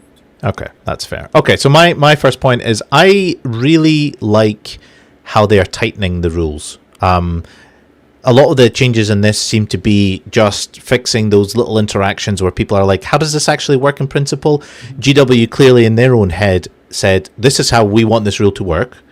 For example, the Cathay disengage rule. People then read it and go, well, this is how you've written the rule and this is how it works in practice. GW have seen that, taken that on board and went, we need to change a few of the words. Let's prevent this. Same with the characters in the front rank thing. Same with a whole bunch of rules. So that point I really, really like. Personally, Vindication is all the changes of those rules are how I thought it worked anyway. And whenever I saw people come up with weird ways to read it, I was like, are you sure? Because that doesn't feel right to me. So I really like them tightening up the rules. That is a really big positive. Except for the Cathay Wizards one. Yeah, okay, fine. Maybe that one I maybe will have lost out on, but that's fine. I don't think anyone's going to cry over Cathay taking maybe slightly more of a hit than maybe they deserve. I don't know. What's your next point? What do you think? I mean, this is really small, but I love the Empire Priest leadership buff. I think they're really interesting units with a bunch of cool abilities, and Empire need help in terms of getting to a sort of top tier competitive level without composition restrictions on the more powerful armies. Yeah. I like the priests. Their leadership was part of what was holding them back. That's been changed. All great. Just can't ask for or can't say enough how much I like this approach. Also, because I play Cathay, I can take advantage of that in the Jade Fleet.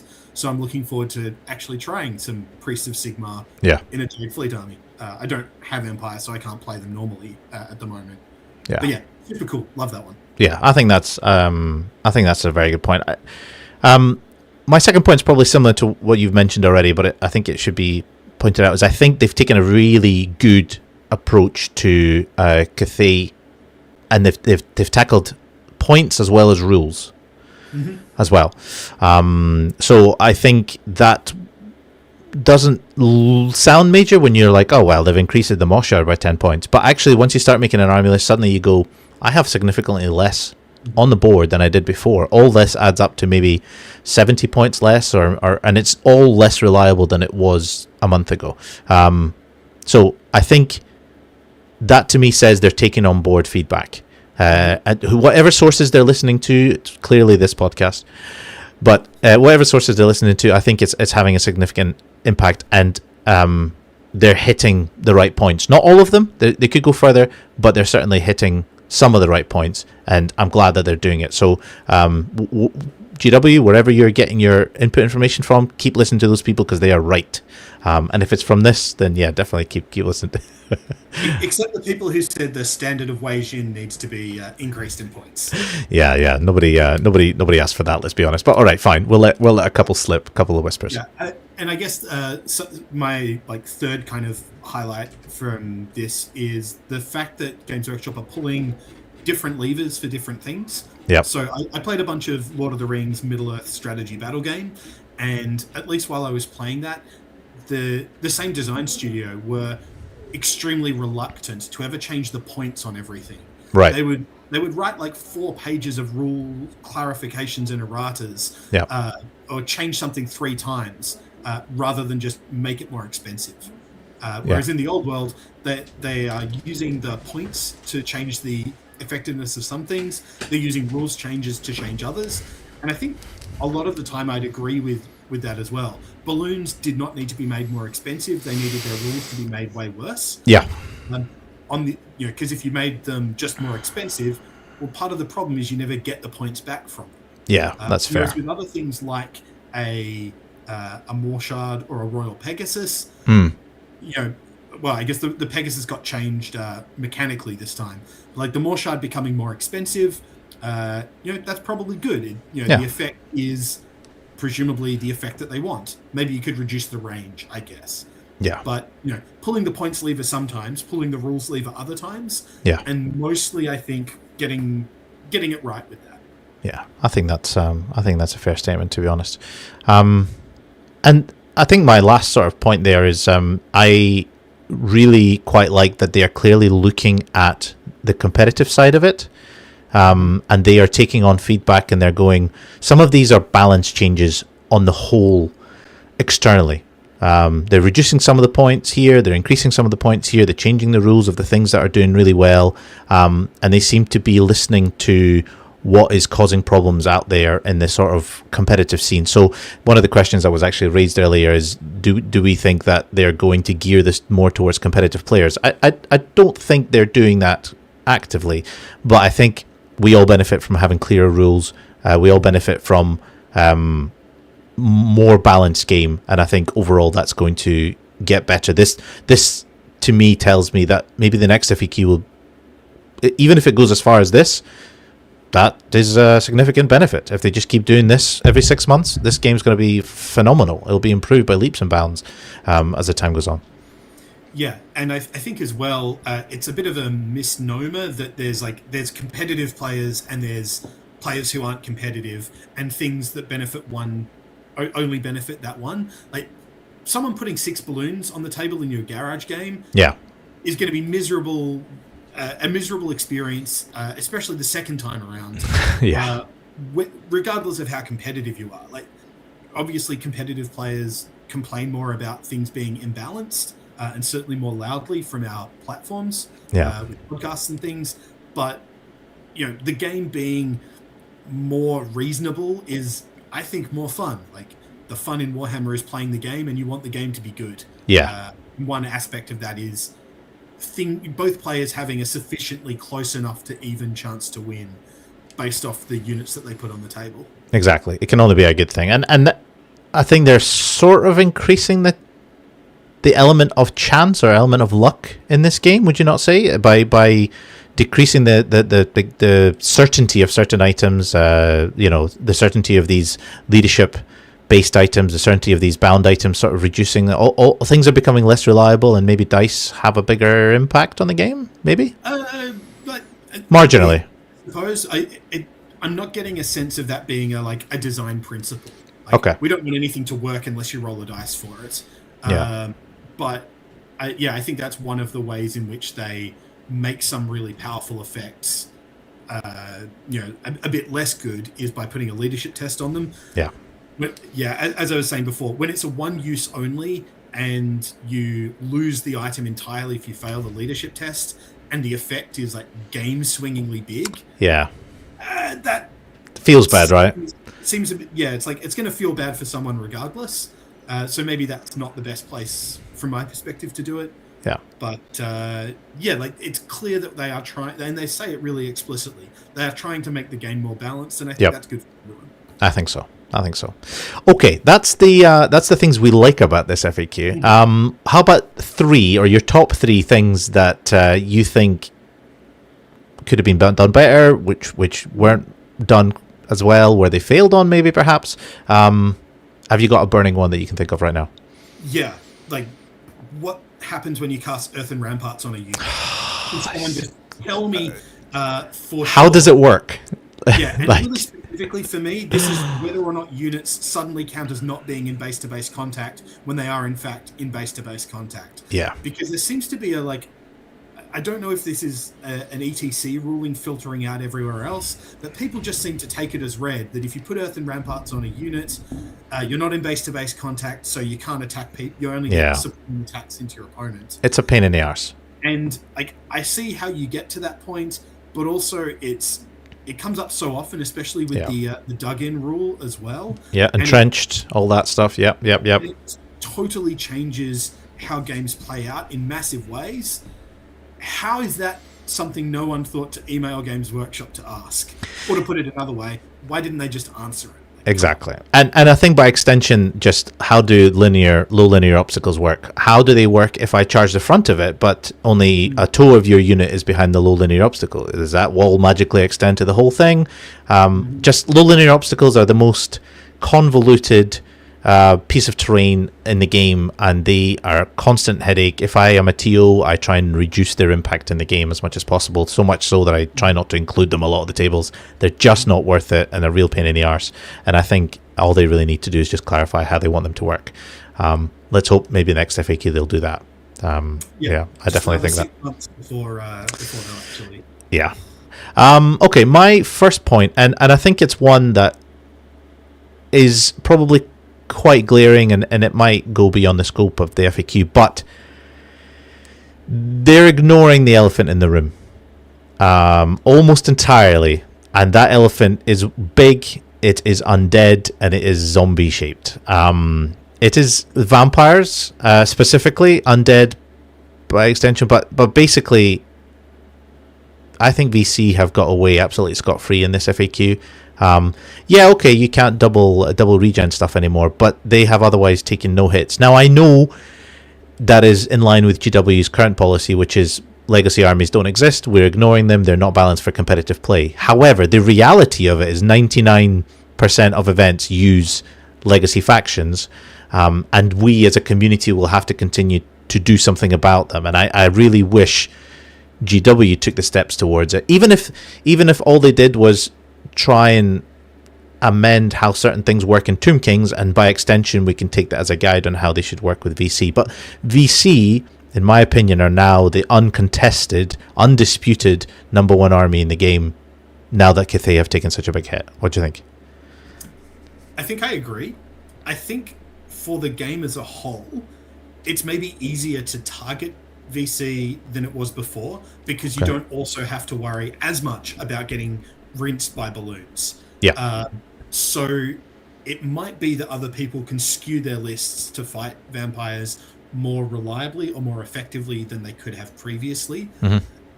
That said, I think the way you phrased it is exactly right. It's a policy of Games Workshop to pretend that no one plays legacy factions. And it's a bad policy. And the thing about those policies is that you can change them by updating some electronic PDF with zero money to produce. So it's a thing that creates a lot of headaches for people and makes the majority of players' experience of the game worse, not because they have to play against vampire counts, but because Games Workshop are not doing anything to make ogres better or vampires worse, like just pretending they're not there.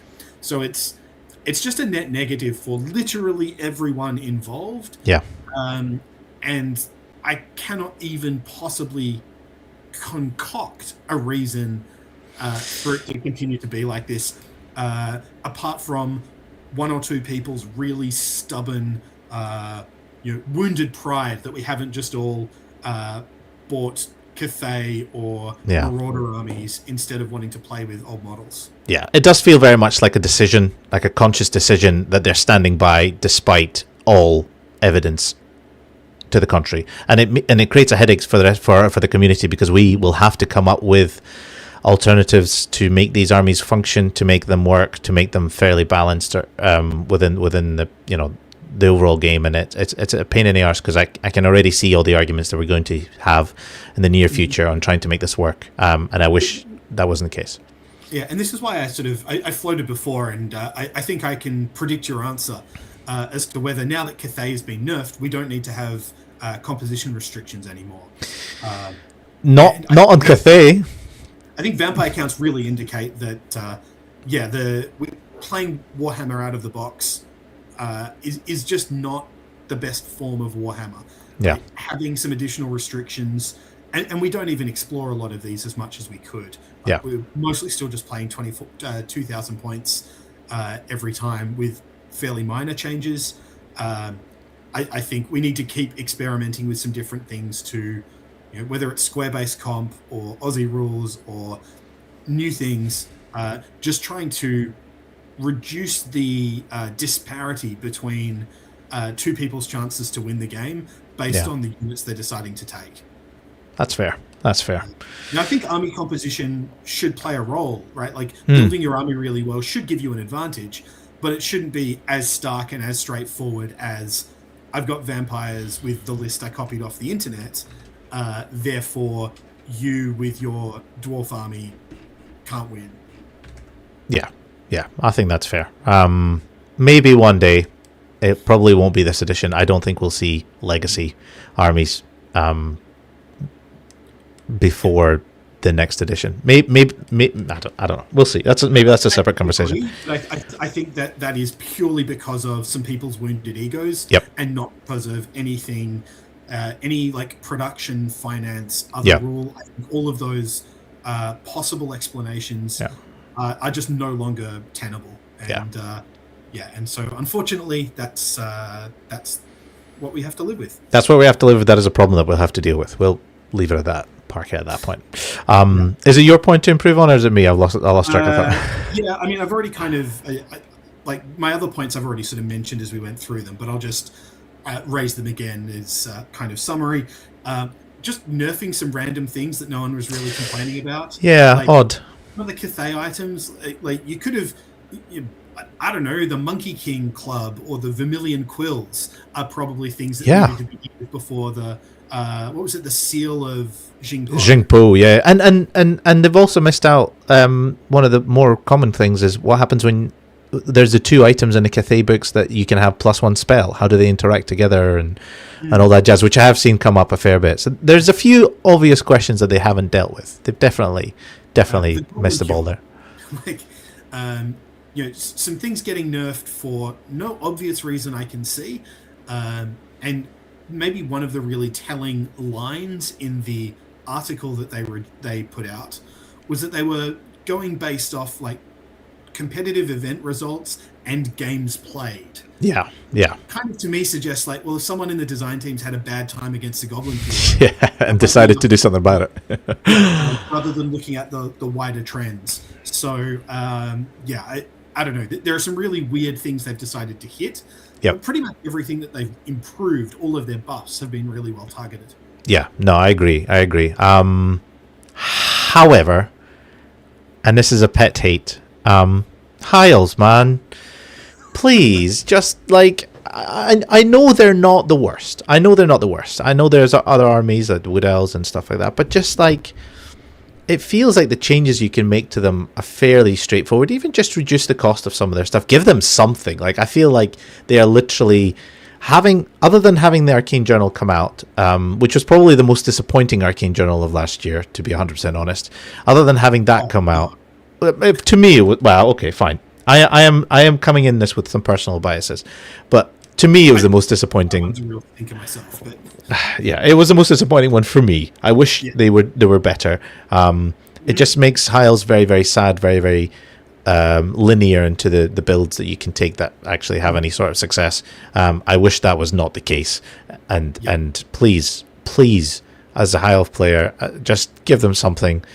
They're struggling. I think this is also a feature of a lot of armies, which is that there's one build that can kind of compete at the sort of more cutthroat level. It's the peg bus. If you want to do anything else with Bretonnians, too bad. For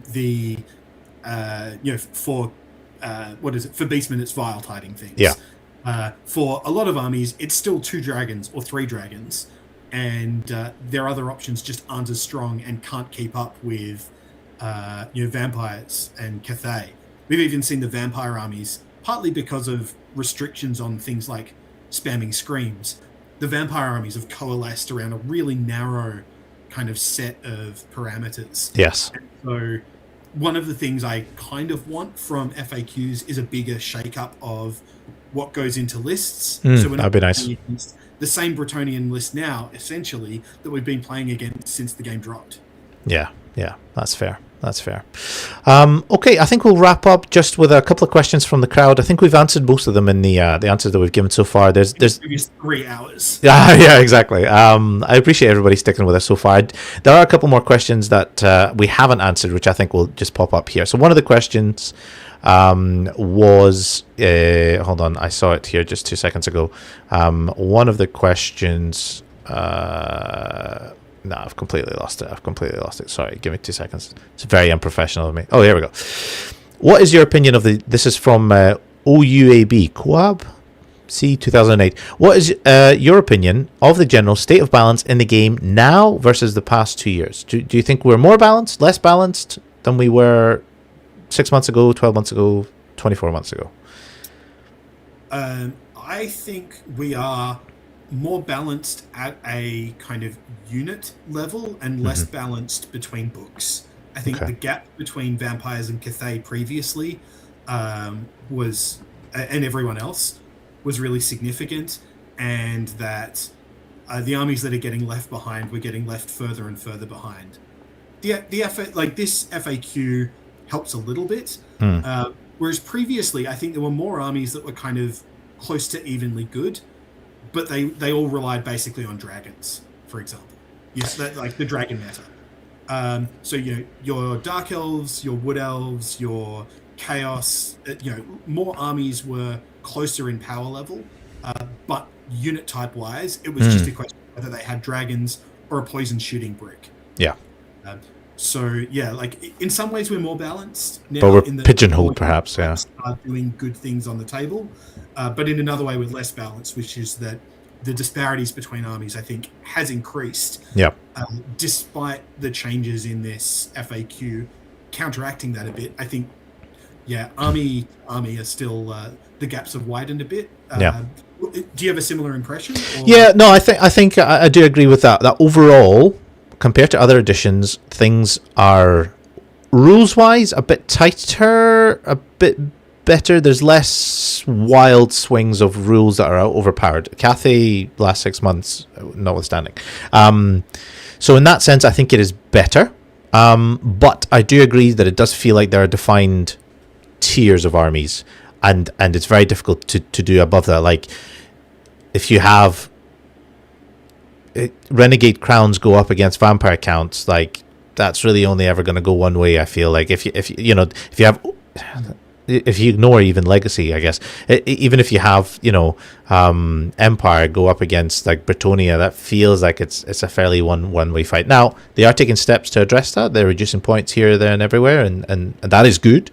So I guess that is improvement in a positive direction.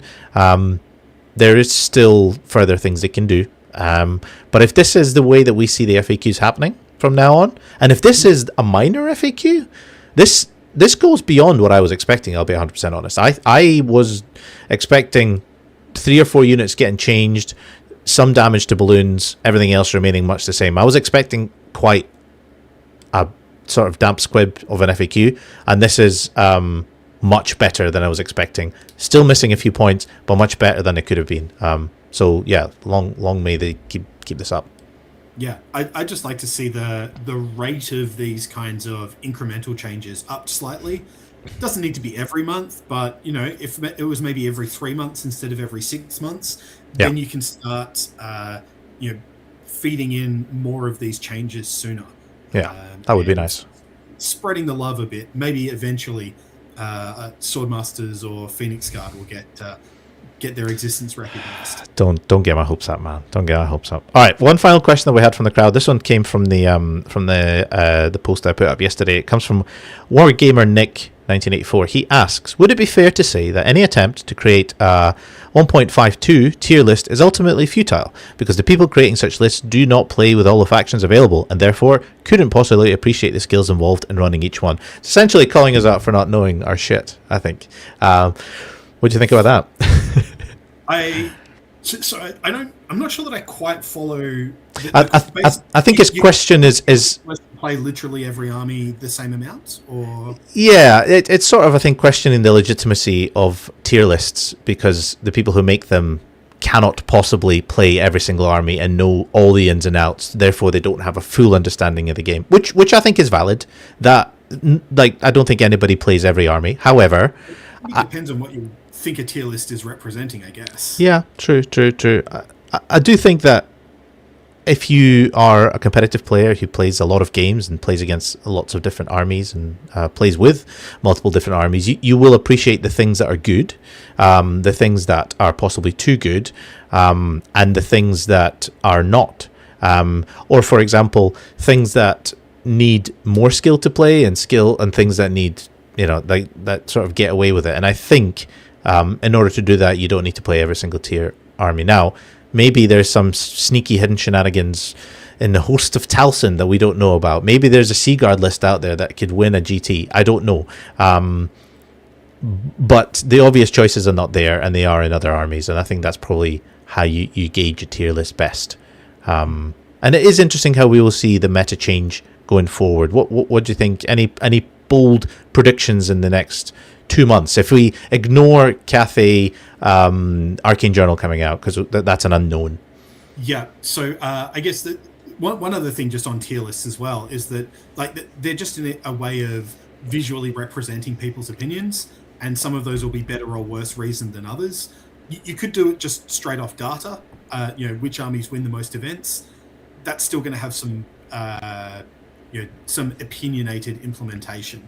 I think a tier list is a bit of fun. Yeah, exactly. Don't take any of this seriously. This is all just opinions.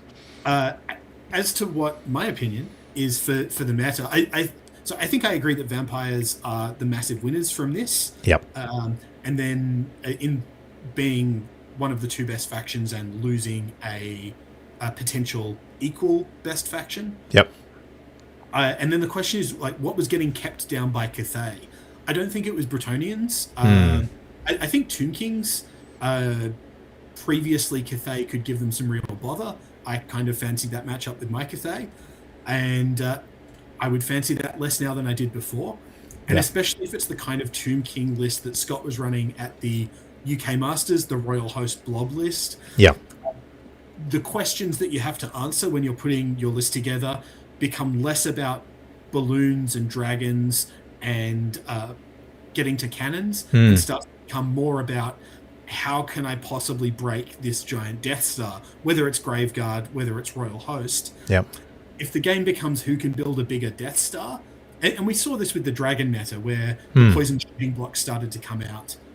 I think there are some things that can maybe kind of, if we just have to ram our big 40-man units into each other. Yeah.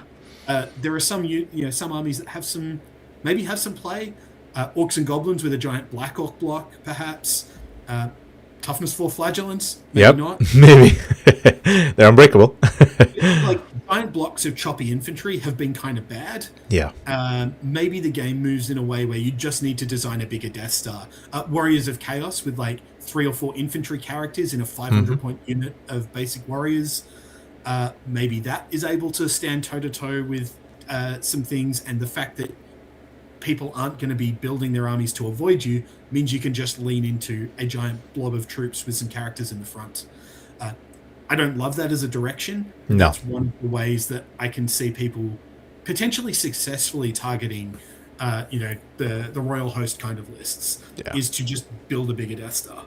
I think that's fair. I think it's going to be interesting as we will enter a time of low comp or no comp possibly for the next few months.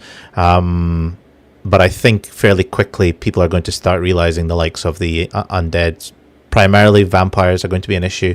Undead probably as well do create an issue, and I think there will be outcries of them needing a little bit of a hit. Cathay, a bit of an unknown until we have the Arcane Journal. I think that's when we'll see things. Where do you think they land at the moment before we know what the Arcane Journal has? Before we know what the Arcane Journal does, I think at the moment they are no longer the number one army. I think they're still good. I still think they're in the top 4 or 5 armies. I think it's probably VC, Tomb Kings. Beastmen are probably still up there. Cathay and Bretonnians maybe is my top 5 in some sort of order. The other 3 after the undead, and then you have the rest of them. I think that in my head at the moment, as a hot take, that's my top 5 tier. But I am a bit concerned about the undead. I'll be 100% honest, because it's a problem that's been consistent over the last 2 years, and we have not dealt with it. And I don't have confidence that we'll deal with it effectively in the next 6 months. Well, the thing is, we've already seen in the UK, at least, what happens when you comp Cathay a lot, or restrict Cathay balloons a lot, but not vampires. Yep. Which was that at the last 2 large events before the Masters, it was 5 out of 6 podium places were vampires, and I think the other one was Tomb Kings. Yeah. At the Masters, we had Cathay, vampires, Tomb Kings. I think it's pretty clear what happens to the uncomped meta as a whole, which is that undead rule the roost by a lot, and maybe other armies can design things to play into that. Yeah, but it's going to be tough finding out, and it's going to put a massive squeeze on people just playing with mixed arms forces with a few, an array of different unit types. Yeah, you're going to need to index way more into. I just have to beat a giant block of undead. But maybe that is good, because one of the complaints that I have heard about previously from people is they can tailor against undead or Cathay. They cannot do both. And Cathay was one of the few armies that could do both, which is why it performed well. Undead can sort of do well against both in a way. So maybe now that we only have one army, in a sense, that's fairly up ahead, if you can beat undead and everybody else is okay, maybe that's fine. Maybe we slant towards that. Maybe that's how we lean in. Yeah, and from playing games like Magic the Gathering in the past, where the metagame changes a lot faster and there's much more of a tolerance for one or two things being more powerful, is that kind of thing would happen. If you only have one thing you have to target, way easier to do it. Yeah. The question is whether we can, in fact, build lists that consistently beat vampires and Tomb Kings. Yep. And I guess we'll find out what the answer is. It's going to take... I suspect it will take some inventiveness. Yeah. We can't just keep running, 2 dragons and some Tracian woodsmen, or an orc army with 9 fanatics and 2 doom divers. I don't think those kind of things are going to hold up. We're going to need something more out of the box. I agree. I think one thing is for sure: things are going to change. That's for sure. Okay. Is there any other bits and pieces you want to add before we sign off for the day?